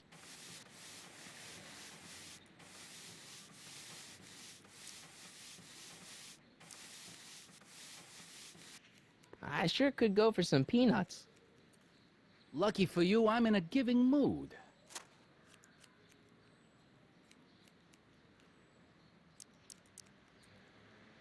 Hey, kid! Yeah? What the hell is that? Hey!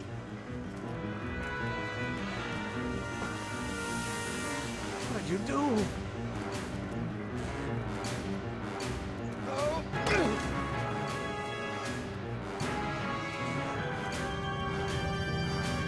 Give me that hat, you lousy crook! Emmett!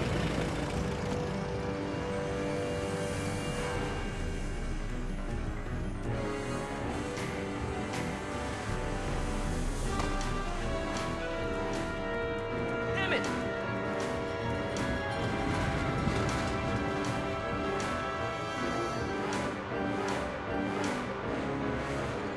Nobody makes a monkey out of Kid Tannen!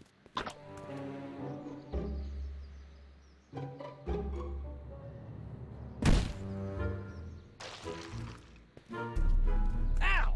Fix me up!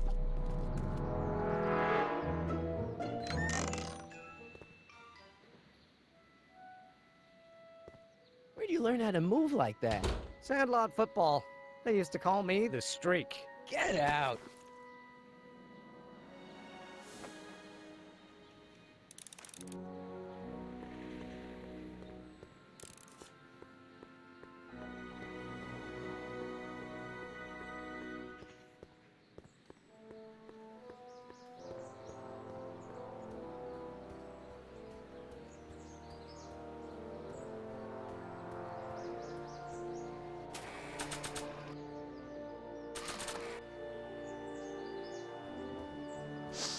Hey, honey, come here for a sec, boy. Hey, boy, can you find the guy who belongs to this hat? Where's he going? Only one way to find out.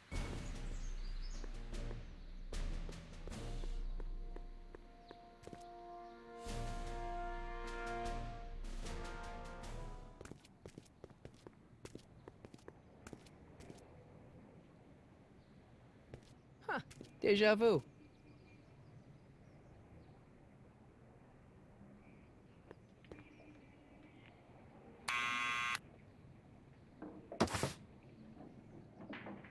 Yeah?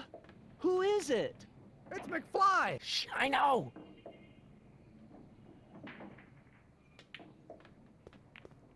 Hey, Arthur, can you come down a minute? Do I know you?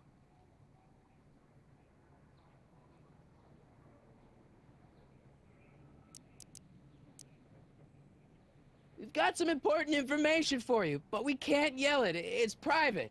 Then put it in a postcard and send it. I'm stuck up here till the boss tells me I can leave. Sorry. Some other time.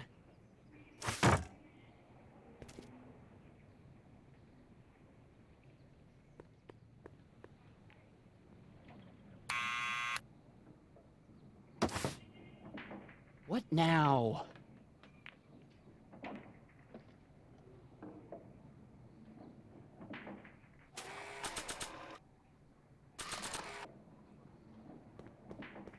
I'll give it back to him after I give him the subpoena.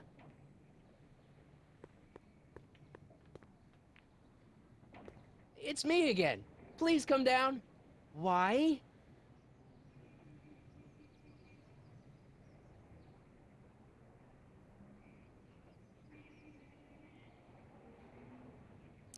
I'm your mother's great nephew. You mean my second cousin? Yeah. Glad to know you, but I can't leave this building till the boss says so. He's given strict orders. Sorry. Some other time.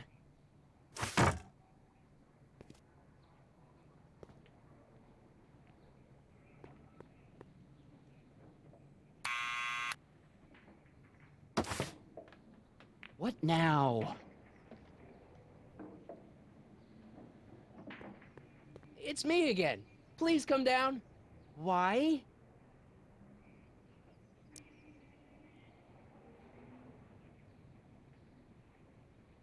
We've got something for you. It's a subscription to the Accountant Weekly. He won't come out if he knows why we're really here. No, right. Ha! I'm not interested. And besides, the boss won't let me leave the room. Sorry. Some other time.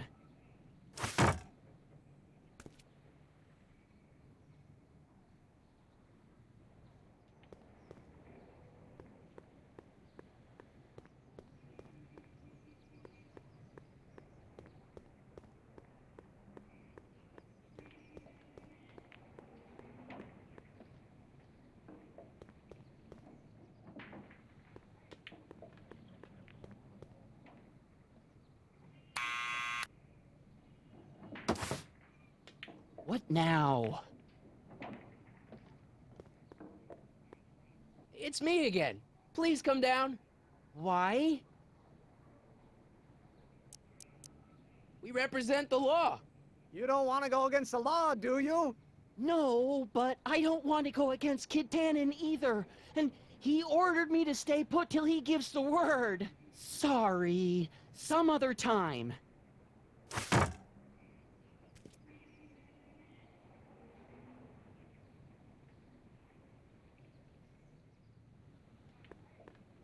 Need any help? Never mind.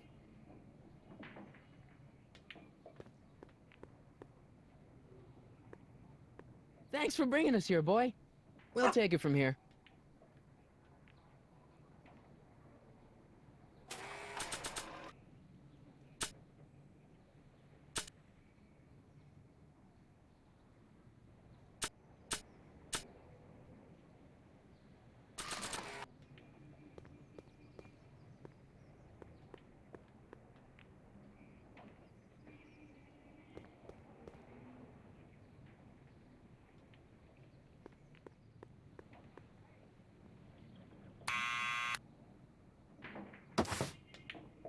What now?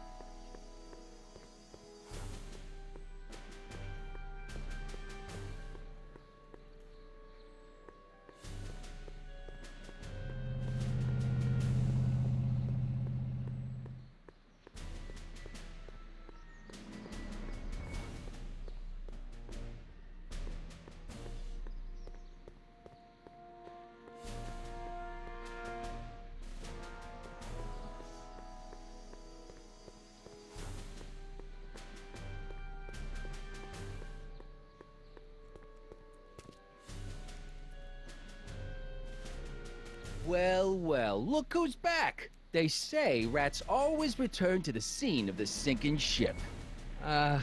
Get 'em, Matches.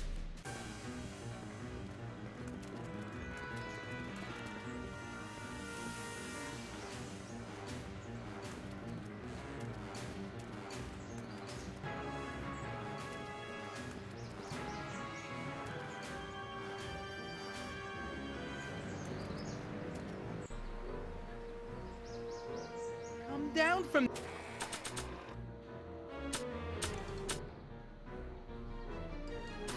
There, you son of a bitch! Right now! What do you think you're doing up there, you scrawny little runt? Get down here right now! Don't make me angry, Smucko! Get down here and face the music! Einstein! Help! Lay off! Get away from me, you crazy nut! Go away, dog. We're busy here. Go on, scram. Hey, where'd he go? You let him get away, idiot!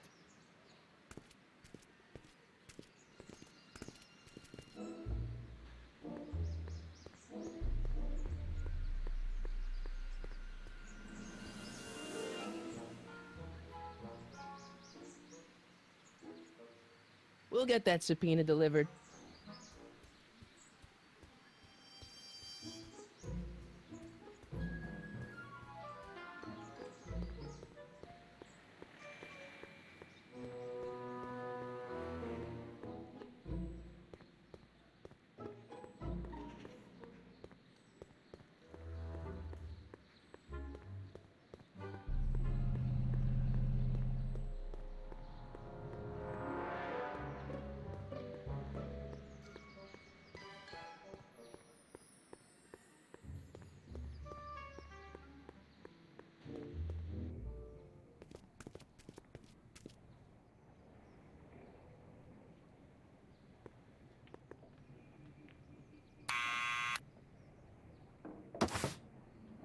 What now?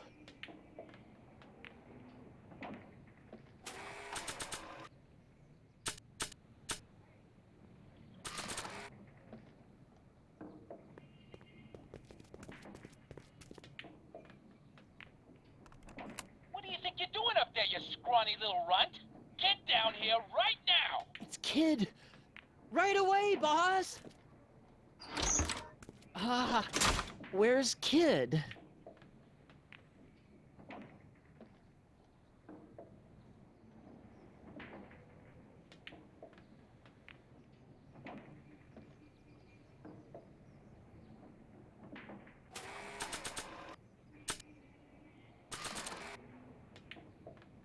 I was sure that was Kid's voice.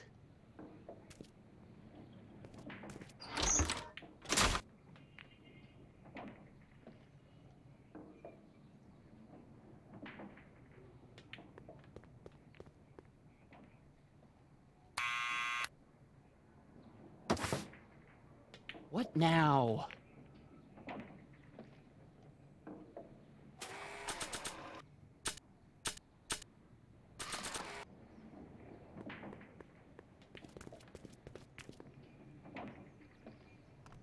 What do you think you're doing up there, you scrawny little runt? Get down here right now! It's Kid! Right away, boss! Where's Kid? Hey! Arthur! Maybe I should have led with the subpoena.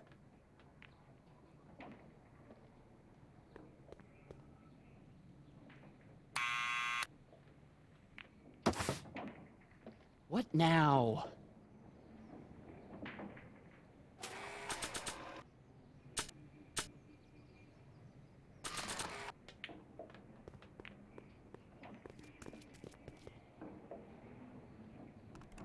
What do you think you're doing up there, you scrawny little runt? Get down here right now! It's Kid! Right away, boss! Where's Kid?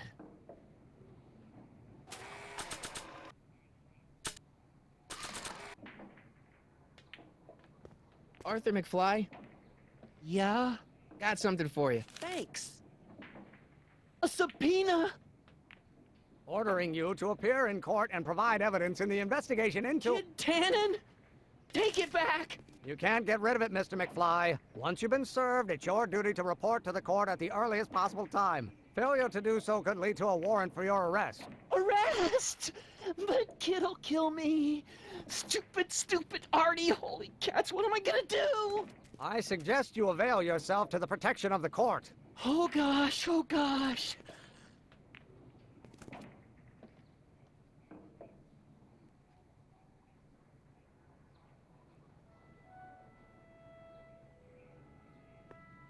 Oh, I hate doing stuff like that.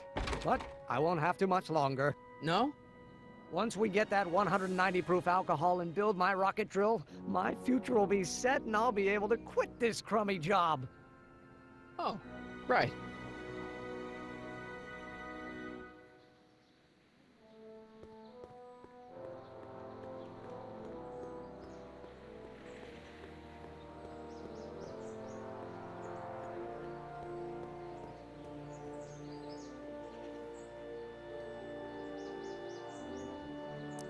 Have you read The Time Machine? H.G. Wells? Not yet, but it's on my list. We'll score that hooch somehow. I'll keep cogitating.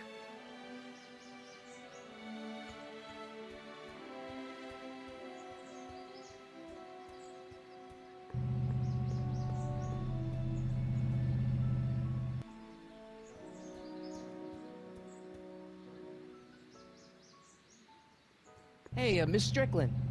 Oh, hello, Mr. Callahan. Try not to draw any undue attention my way. I'm on the trail of a hot new scoop, as we in the newspaper business say.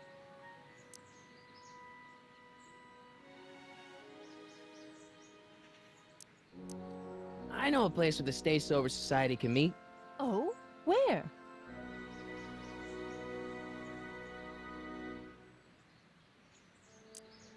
You can meet in the park. No, that's no good. Too many of the members sleep in the park.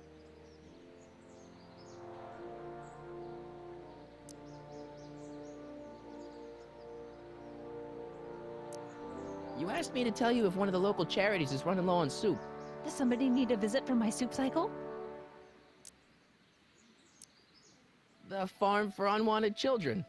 Perhaps their parents don't want them because they eat too much.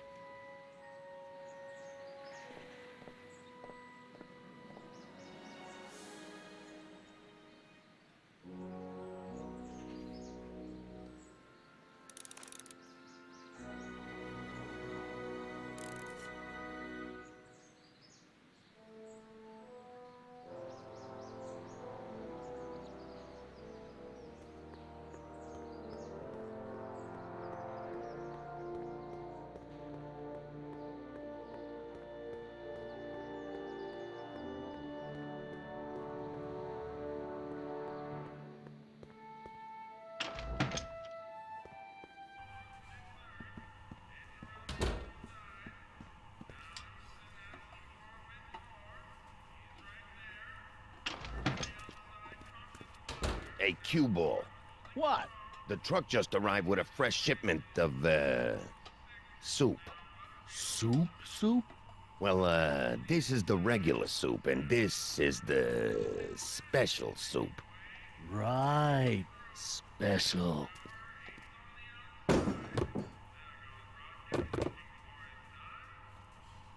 Hey, what are you doing? I'm spicing up the soup. It's my secret recipe. Listen, this ain't the Savoy, and we ain't here to feed these bozos no fancy soup.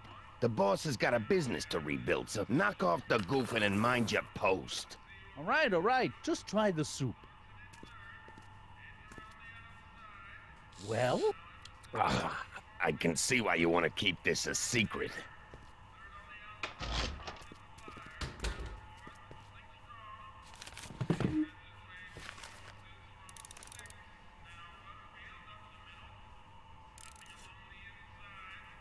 Excuse me. You talking to me?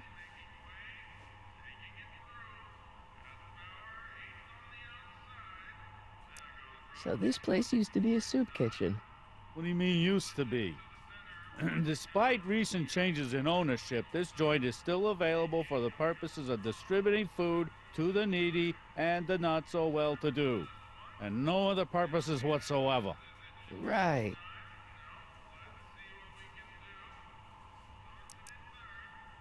What's a tough guy like Kid Tannen doing running a soup kitchen? Mr. Tannen purchased the soup kitchen from the Sisters of Mercy in an effort to repair his reputation as a respectable community figure after his fine name was besmirched by the malignant and malicious the actions of the misguided vandals that done burned down his place of business. His speakeasy. I cannot confirm nor deny any claims of so-called illegal bootlegging at the Just eat your damn soup, pipsqueak. Why's the soup in a barrel? 'Cause it's hard to ladle off the floor?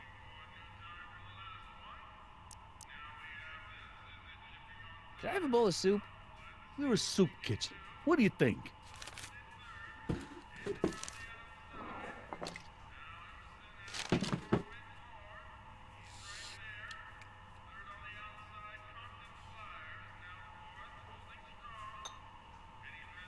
What kind of soup is this? It tastes like... Scrolle ribolita? I was gonna say week-old cabbage. Everyone's a critic. Look, all I got to work with is this 2-bit soup in a barrel and spice rack that hadn't been restocked since the Coolidge administration. What do you think I should do to perk this slop up? Let's see. Have you tried...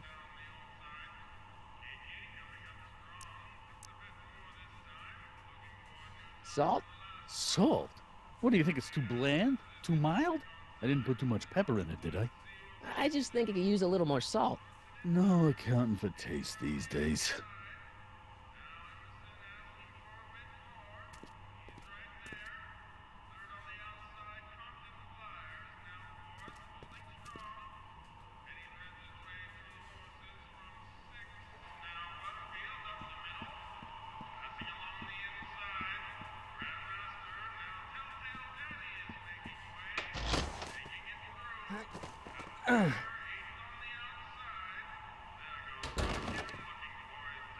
There's no way I'm gonna keep that door open without some help.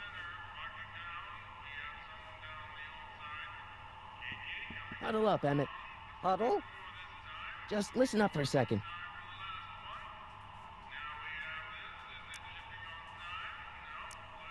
Emmett, I can't get into the door over there. Those tables are jamming it shut. The door? So your plan is to just waltz in there and take a barrel of alcohol? No, of course not. That would be stupid, right? I'll say. Still, I'd like to get that door open. I can't do anything from out here. Well, it's a simple matter of physics. A lever, some sort of stop. Let me see what I can come up with.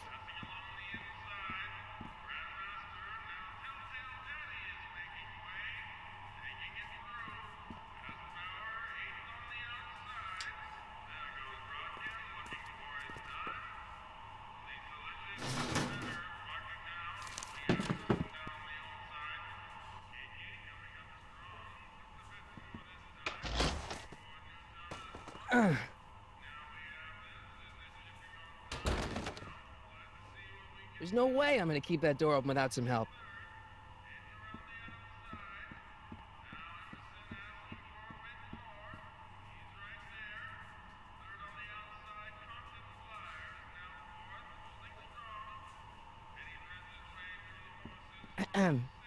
What is it, kid?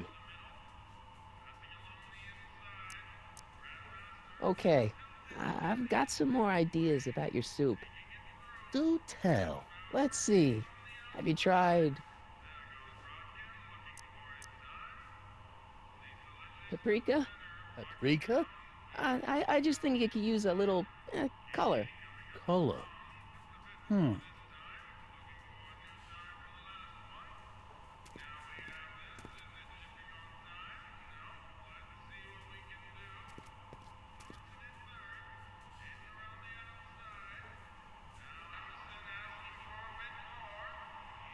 Eureka!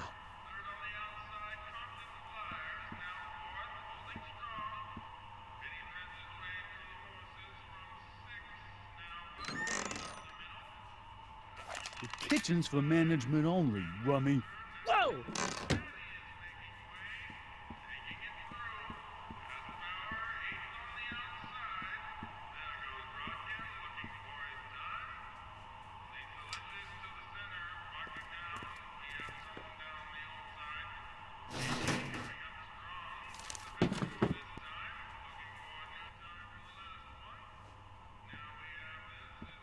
Pretty neat, Doc.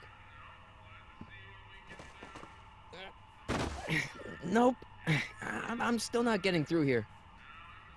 But at least those tables are propped up now.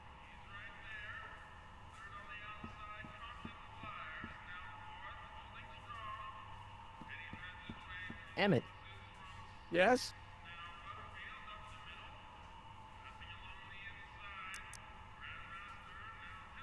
Oh, that's interesting. Just a little mechanical ingenuity.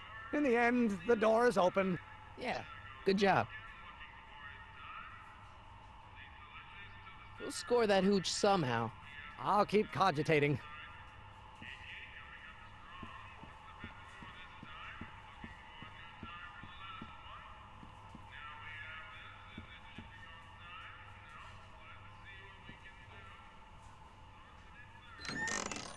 Hey, where do you think you're going? The kitchen? The kitchen's for management only, rummy.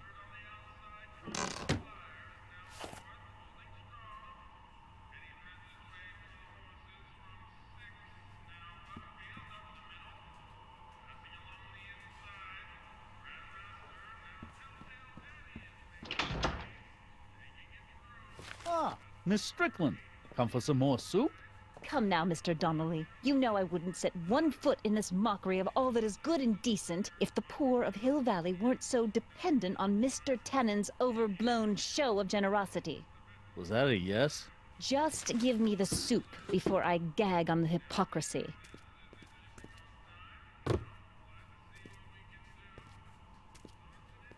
I'll tell the boss you said hello. I'll just bet you will.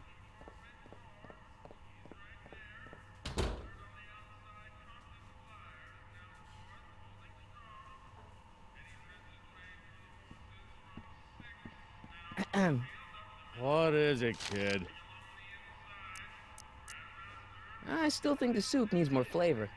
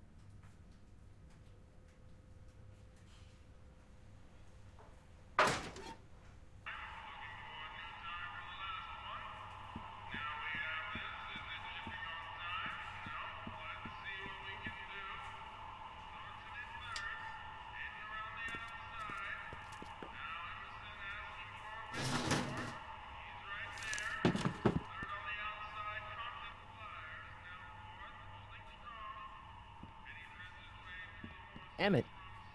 Yes? We'll score that hooch somehow. I'll keep cogitating. Pretty neat, Doc.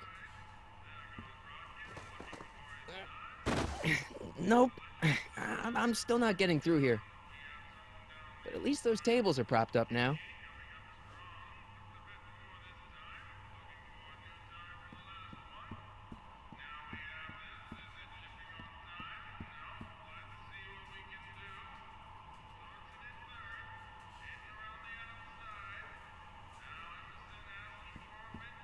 Are those all cabbage soup? Last time I checked.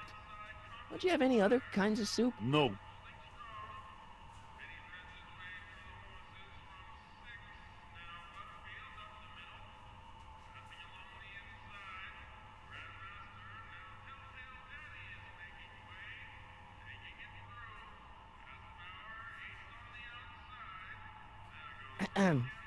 What is it, kid?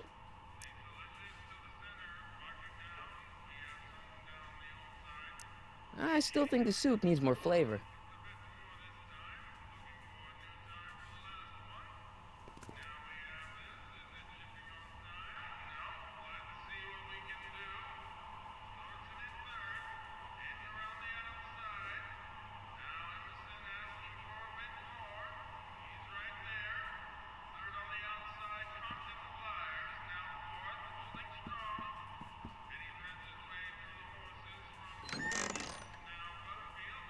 The kitchen's for management only, rummy.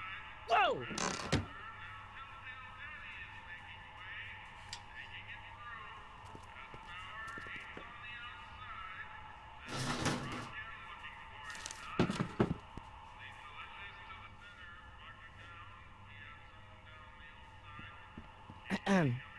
What is it, kid? I still think the soup needs more flavor.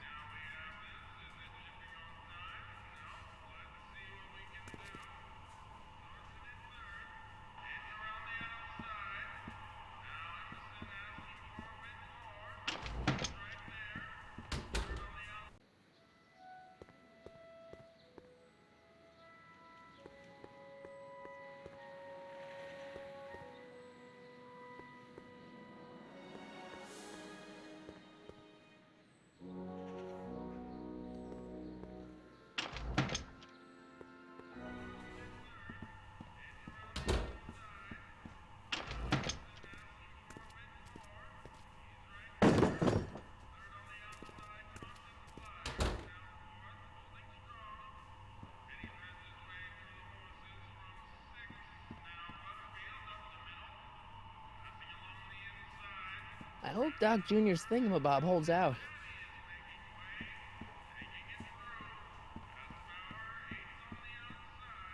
Pretty neat, Doc. Nope. I'm still not getting through here. But at least those tables are propped up now.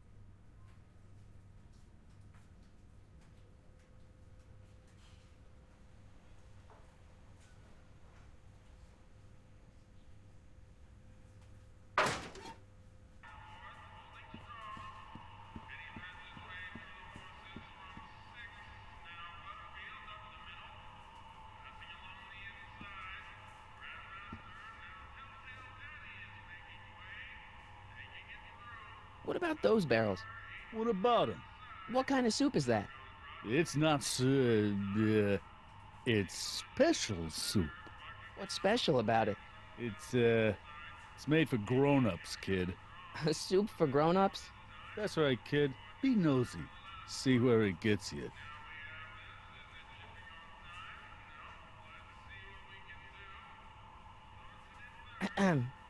What is it, kid? I still think the soup needs more flavor.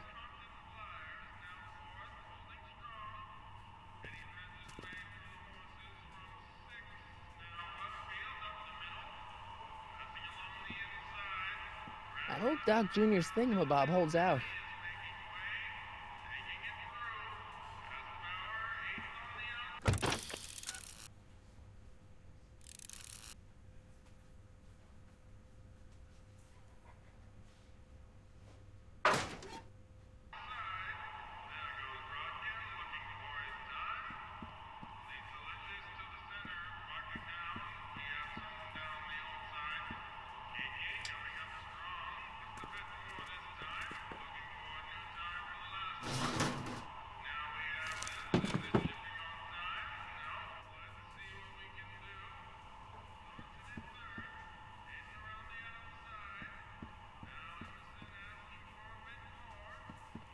Pretty neat, Doc.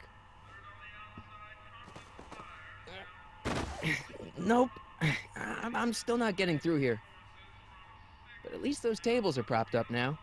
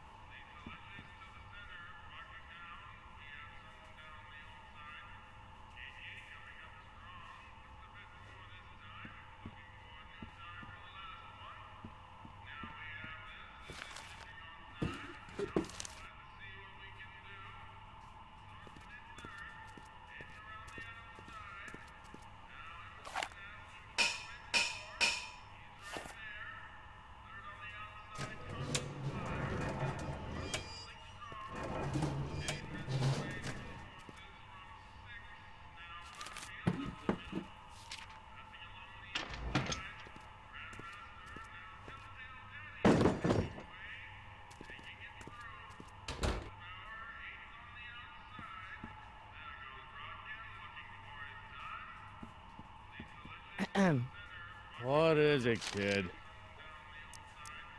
I still think the soup needs more flavor.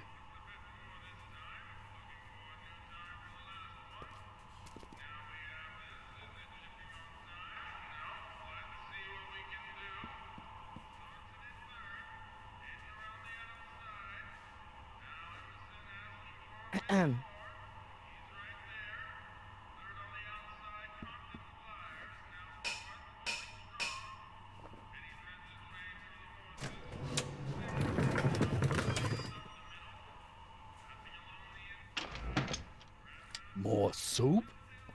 Please.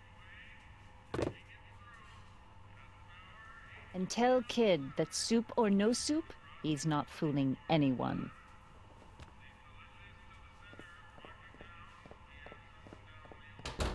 Edna picked up the barrel of hooch. Now all I have to do is to get it from her somehow.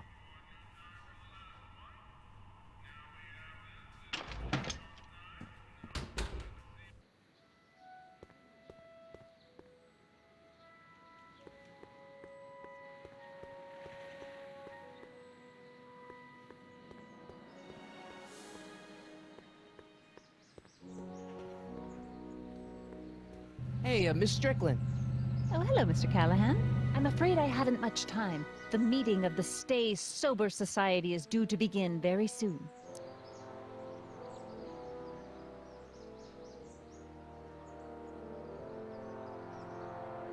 I know a place where the Stay Sober Society can meet. Oh? Where?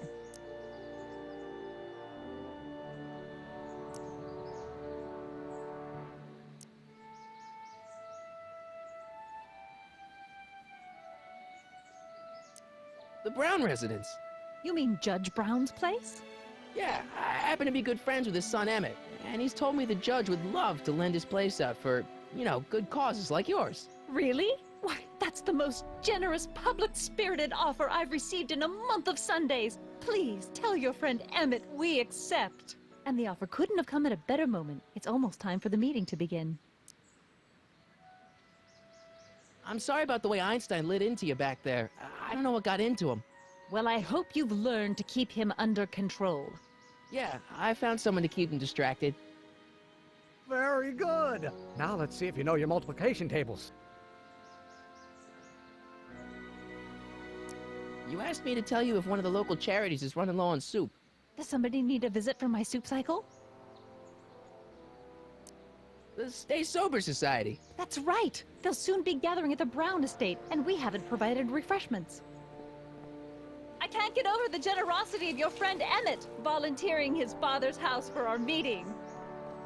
Huh? Oh, wait there!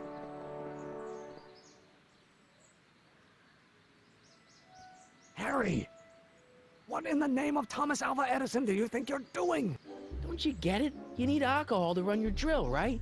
Those bootleggers at the soup kitchen won't let us get our hands on any of their hooch. But we can get Miss Strickland to pick it up for us and deliver it right to your door. No, out of the question. Why? I can't just let strangers invade my parents' house. What do we know about these people?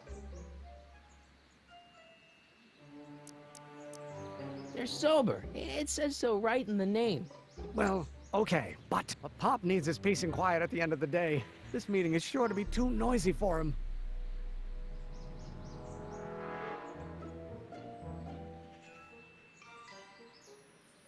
They'll be quiet. You'll be quiet, right? Oh, yes! I play my tambourine very softly. You hear that? Yes, but what? But it's still impossible.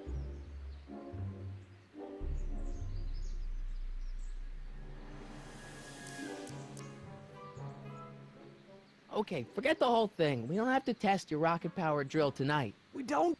No. I'll take the train back to Washington and I'll tell the folks at the office to give the patent to Dr. McCoy. Wait!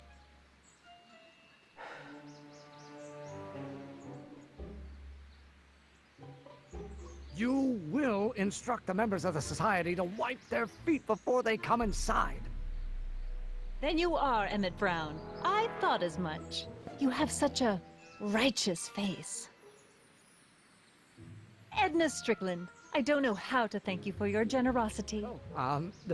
Pleased to meet you. The feeling is mutual. I've got a bad feeling about this. You worry too much, Emmett. Well, we've served the subpoena and gotten a barrel of booze delivered to your house. Looks like we're off to your lab to build your rocket drill. You do have a lab, right? What kind of future patent holder would I be without a lab? Come on.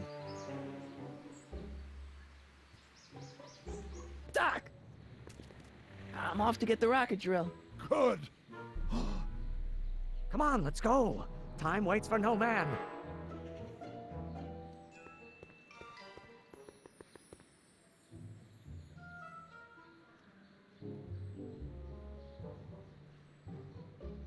Are you sure this is gonna work, Emmett?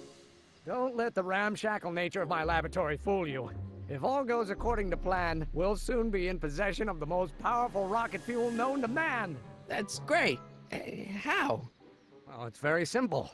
This crankshaft induces a powerful direct current into the electrolysis chamber, producing hydrogen, which must be periodically released into the primary distillation barrel. While tending to the hydrogen, we'll also need to regularly sprinkle these shredded protein flakes into this aquarium of tuber bacteria to generate the necessary nitrogen to catalyze the reaction. Cool. Oh, hot! Extremely hot! The temperature of the reaction must be kept at a steady temperature of 623 degrees Kelvin by carefully pumping these bellows. Any questions?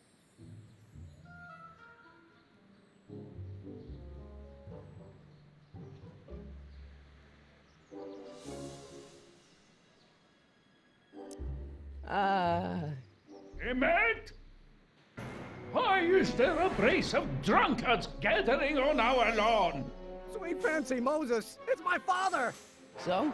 So, he doesn't know I'm engaging in acts of scientific exploration in here. He thinks this is where I go to pour through my law books. Oh. You tend to the reaction. I'll try to get rid of him. Tend to the what? Can't we just start over after he's gone? It's too late. The reaction's already started. Don't worry. I'll try to help you out where I can. But... coming, Father! Father! Don't you father me, child. Is it my fault if I don't get a spark out of laws and statutes? You know I have no idea what kind of pressure I'm under.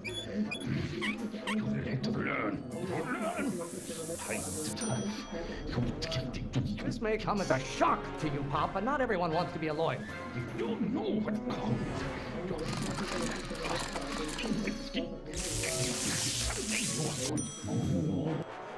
Excellent. Now twist the valve there.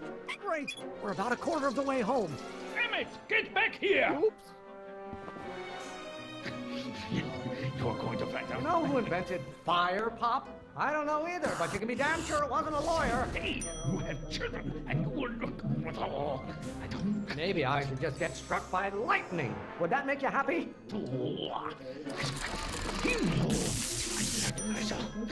Don't you have a release valve on your mouth somewhere? I hope someday you have children, and you will look... Maybe I should just get struck by lightning. Would that make you happy? Pressuring me to be something I'm not. You're going to find out when you get older. I hope someday. Ah, halfway there. Emmett! Keep up the good work. By Galileo's rotations, do you ever listen to yourself? Father, why don't you ever listen to me? What do you call a room full of lawyers trapped in a burning building? A good start. Don't burn your bridges so cleverly.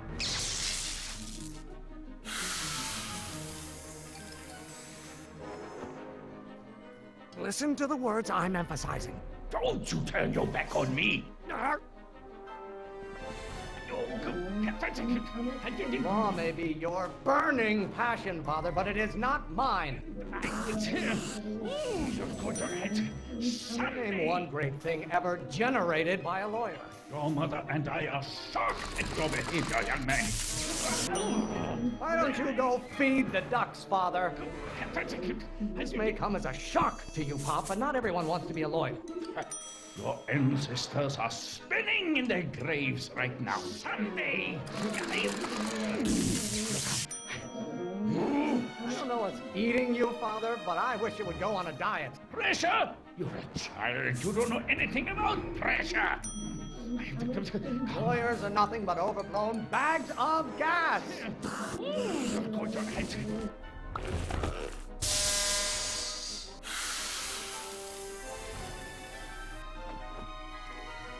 What did you do?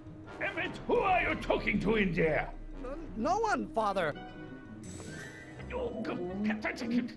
Is it my fault if I don't get a spark out of laws and statutes? What are they feeding you in that school of yours? You look like a skeleton. Law? What use is a microorganism for law? Emmett, you got... I'm not just another one of your staffers who spins around you like a top. Are you trying to spin this argument around to my failings?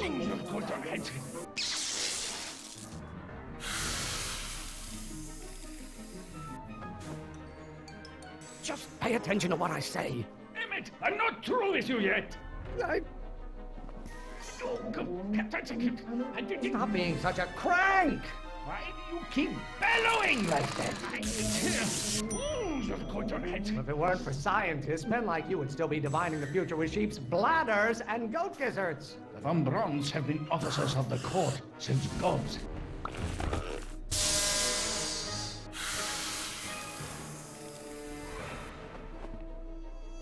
I thought you were a scientist. Emmett!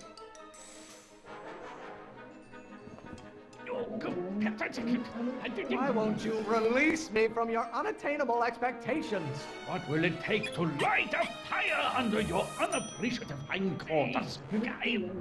Lawyers are nothing but a bunch of hot air. There, I said it. Emmett! Don't you have a release valve on your mouth somewhere? The Von Brauns have been officers of the...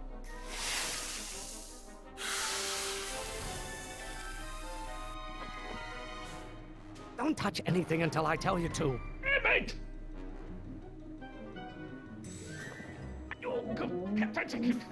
By Galileo's rotations, do you ever listen to yourself? Your ancestors are spinning in their graves right now. Can't you see this is eating me up inside? Emmett, you got... There is a flame inside me that cannot be quelled by your legalistic gobbledygook, Father. What will it take to light a fire under your unappreciative hindquarters? This isn't food for thought, Pop. It's gruel.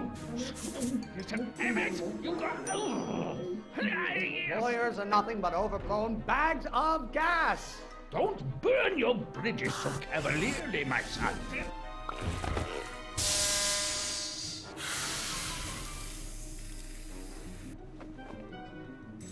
Listen to the words I'm emphasizing. Emmett! The hotter you get, the more I know I'm right. Why you keep bellowing like that? Someday, Why must you always scatter condescension my way? Your mother and I are shocked at your behavior, young man.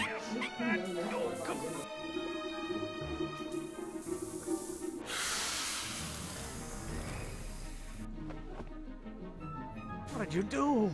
Emmett!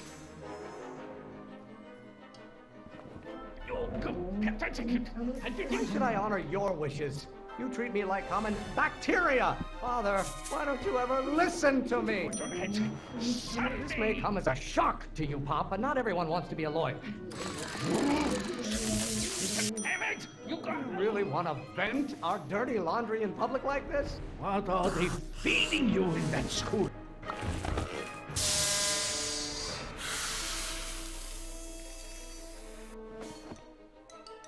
Just pay attention to what I say.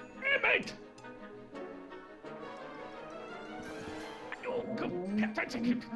You don't like my performance at the courthouse, then fire me. Pressure? Child, you don't know anything about pressure. Someday, How many times do I have to prove myself to you before I can shake?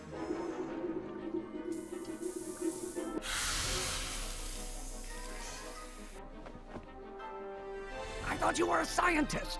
Emmett!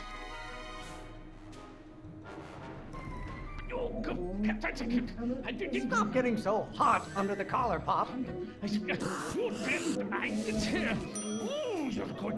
don't get to control my life just because you fed and clothed me for 17 years. Are you trying to spin this argument around to my failings? Do I get a turn to talk, or is this going to be another monologue? Father, why don't you ever listen?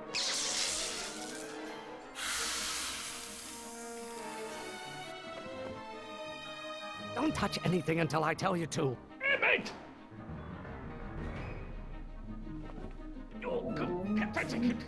Maybe I should just get struck by lightning. Would that make you happy? What will it take to light a fire under your unappreciative hindquarters? Pressuring me to be something I'm not. Why do you keep bellowing like that? Why should I honor your wishes? You treat me like common bacteria. Your mother and I are shocked at your behavior, young man. Name one great thing ever generated by a lawyer. Pressure? You're a child. You don't know anything about pressure. I don't know what's eating you, Father, but I wish you would go on a diet. Calm down. You didn't mind it. The hotter you get, the more I know I'm right. You got him. Almost there. Emmett! Coming, Father! I strongly object to the current of this conversation, Father. You don't get to control my life just because you fed and clothed me for 17 years. I know who invented fire, Pop. I don't know either, but you can be damn sure it wasn't a lawyer. Why don't you go feed the ducks, Father? I'm not just another one of your staffers who spins around you like a top. What do you call a room full of lawyers trapped in a burning building? A good start.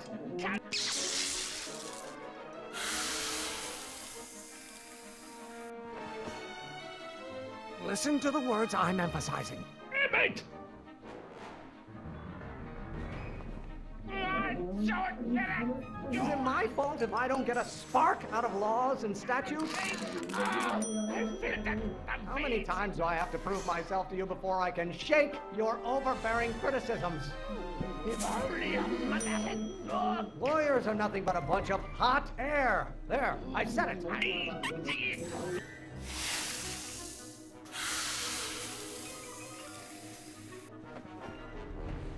What did you do? Emmett!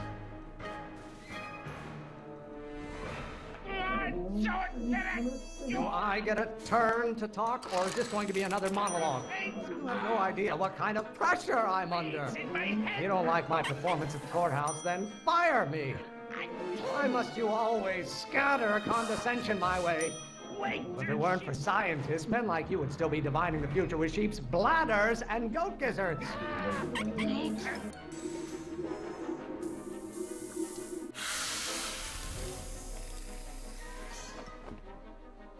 Just pay attention to what I say.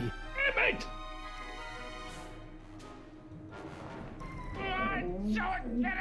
Maybe I should just get struck by lightning. Would that make you happy? Law? What use is a microorganism for law? Why won't you release me from your unattainable expectations? Stop getting so hot under the collar, Pop. You have no idea what kind of pressure I'm under. Stop being such a crank! You really want to vent our dirty laundry in public like this? Why are you always bellowing at me?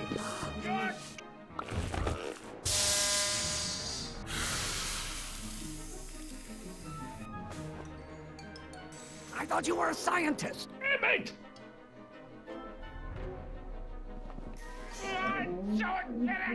Don't you have a release valve on your mouth somewhere?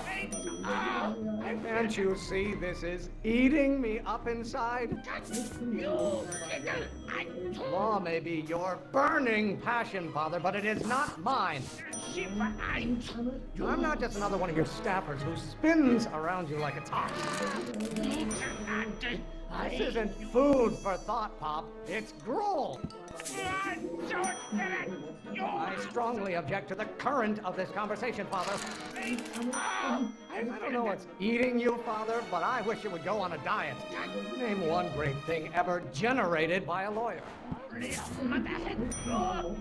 There is a flame inside me that cannot be quelled by your legalistic gobbledygook, Father.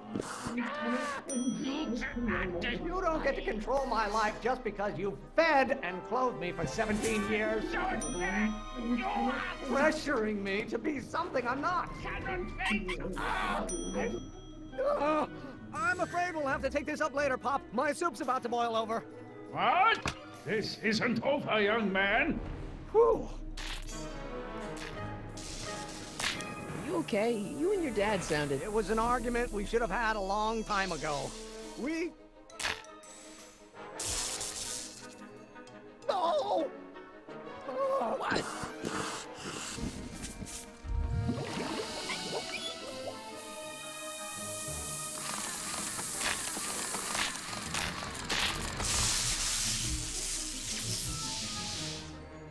Eureka! Now all we gotta do is fuel up the old rocket power drill and you and I can... I can take it and go.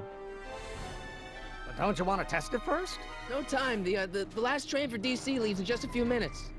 All right. You've got to get this baby to the U.S. Patent Office. Exactly. So tell me, Harry, when can I expect to hear back from the Patent Office?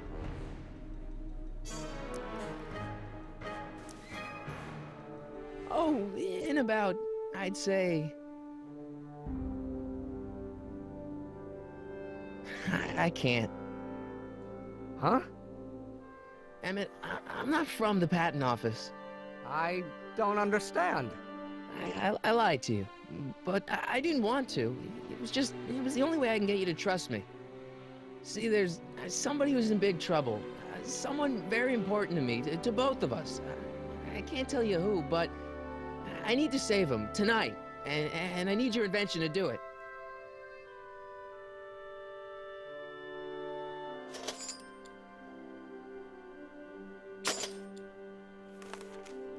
I'll get it back to you, I promise. And, Emmett, you're gonna be a great inventor.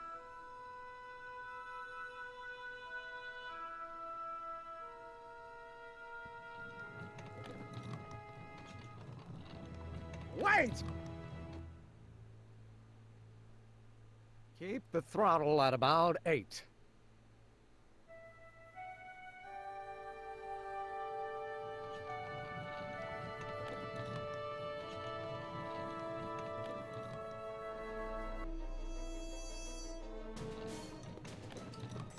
Okay, Doc, I got the drill. Now let's get you out of here. Come on, start.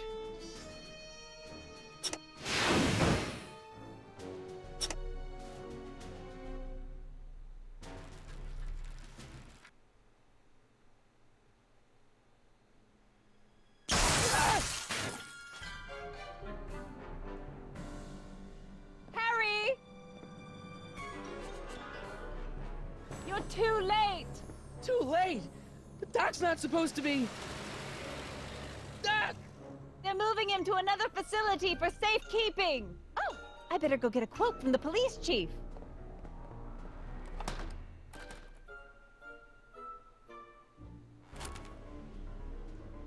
Paddy wagon intercepted, suspect slain, and they're still after him. How am I gonna rescue him now? At least the rocket part came out of this in one piece.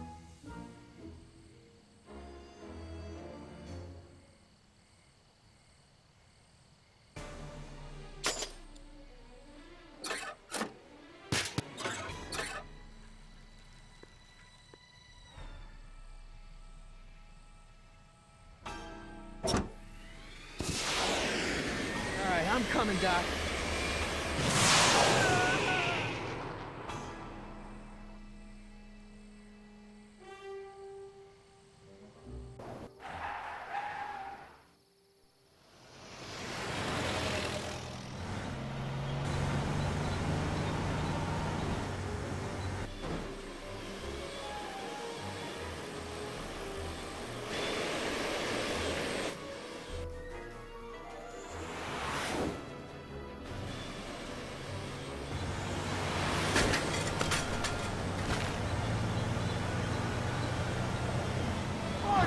You're still in danger, Doc. We've got to get you out of here.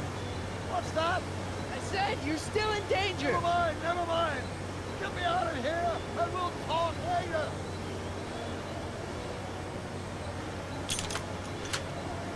Ella! I know!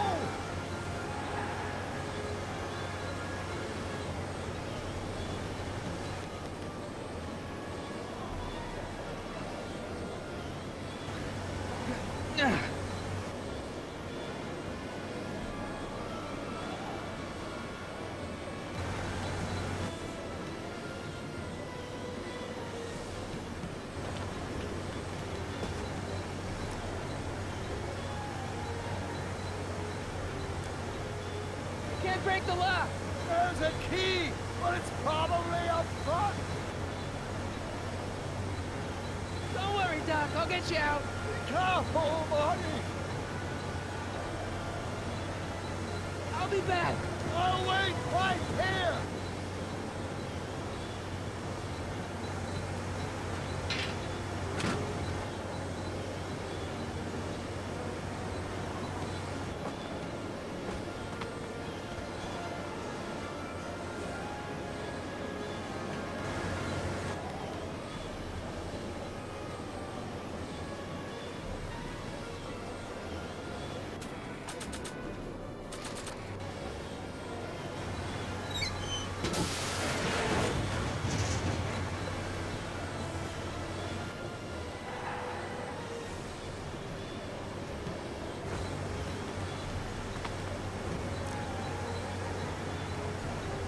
I'll be back.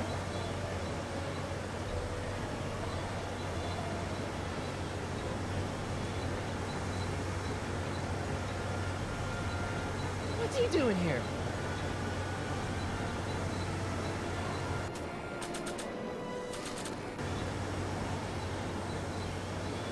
I don't think throwing the hubcap at that would do any good.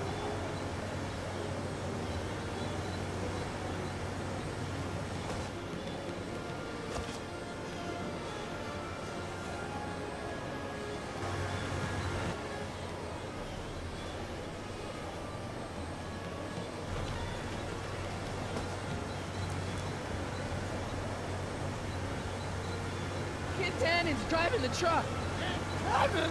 That explains a lot. I'll be back.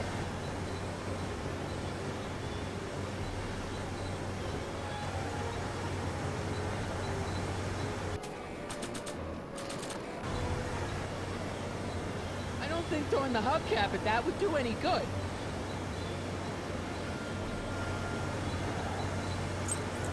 Keys. The window's shut tight.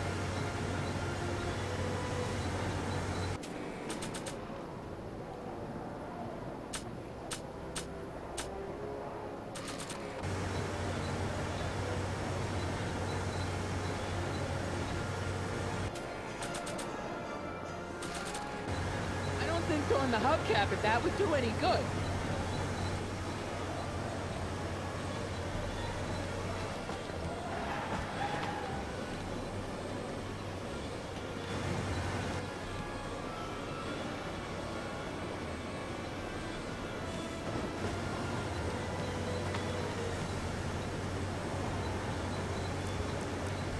Keys are on the dashboard, but I can't reach them.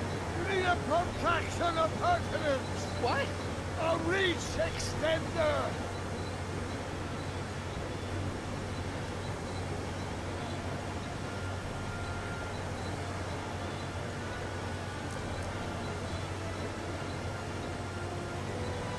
I'll be back.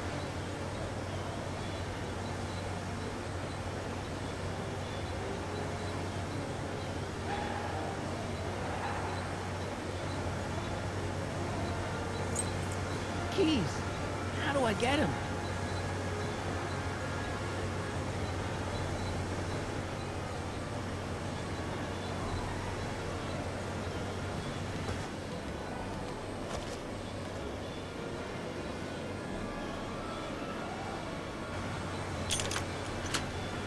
They won't budge.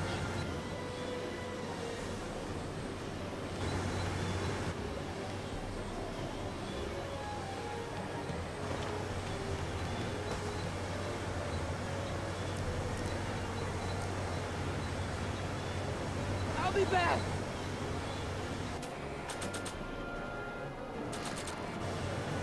I don't think throwing the hubcap at that would do any good.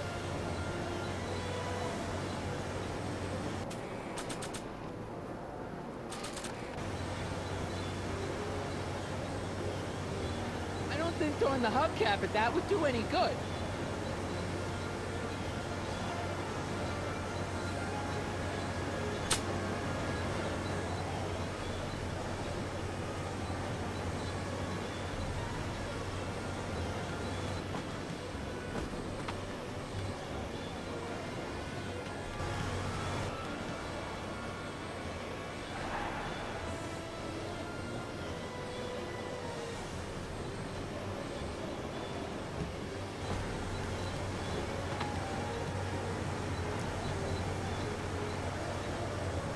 I'll be back.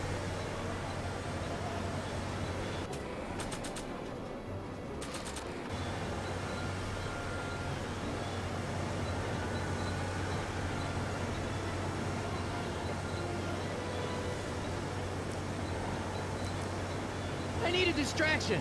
Leave it to me. Hey, driver! Don't driving too fast. Watch how you take those curves. What are you trying to do? I object to your tone of voice, and I find this seat distinctly uncomfortable. Do you have a pillow I can sit on? Hey, I'm talking to you, driver. Don't ignore me. You! Thanks, Doc. I guess that's why they call you the Streak. How did you know that? I have my sources.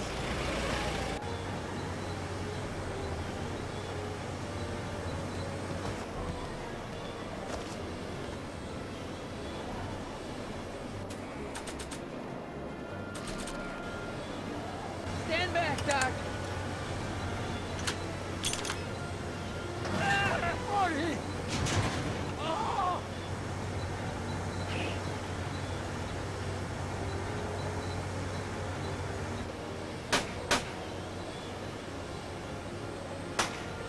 How many bullets has he got in that thing?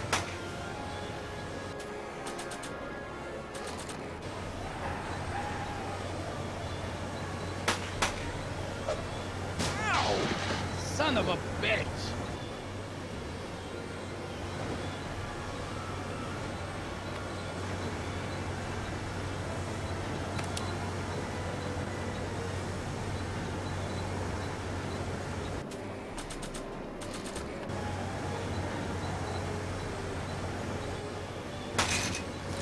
Oh!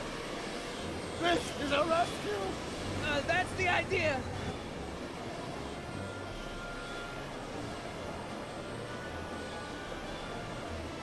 Doc!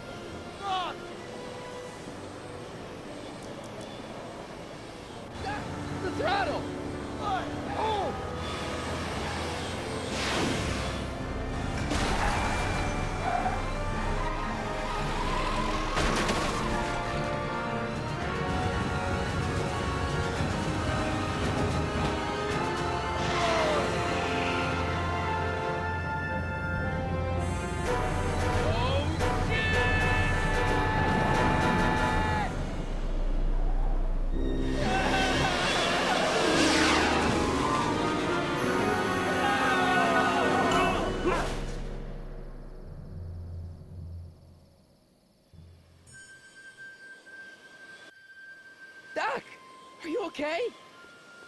I'm fine. But I wonder what sorts of bizarre repercussions my younger self's invention of a flying bicycle will have on the timeline.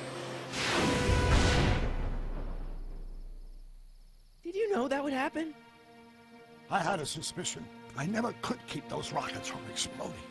So, what do we do now? Now we get back to 1986 before our interactions with the past inevitably cascade into a calamitous future. Where'd you leave Einstein? Doc? He's not in the pound, is he? No, but I think we've got bigger problems right now. Great Scott!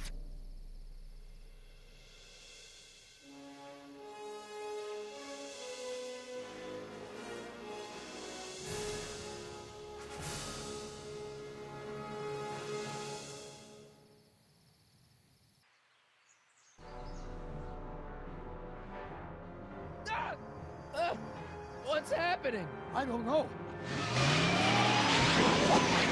We'll have to be careful not to run into ourselves. Hey, fellas. All right, McFly. Let's go see the boss. History says Tanner will be arrested by a rookie cop by the name of Danny Parker. I fear that nothing will save Hill Valley from descending into the fires of chaos and corruption. Nothing is over until Kid Tannen says it's over.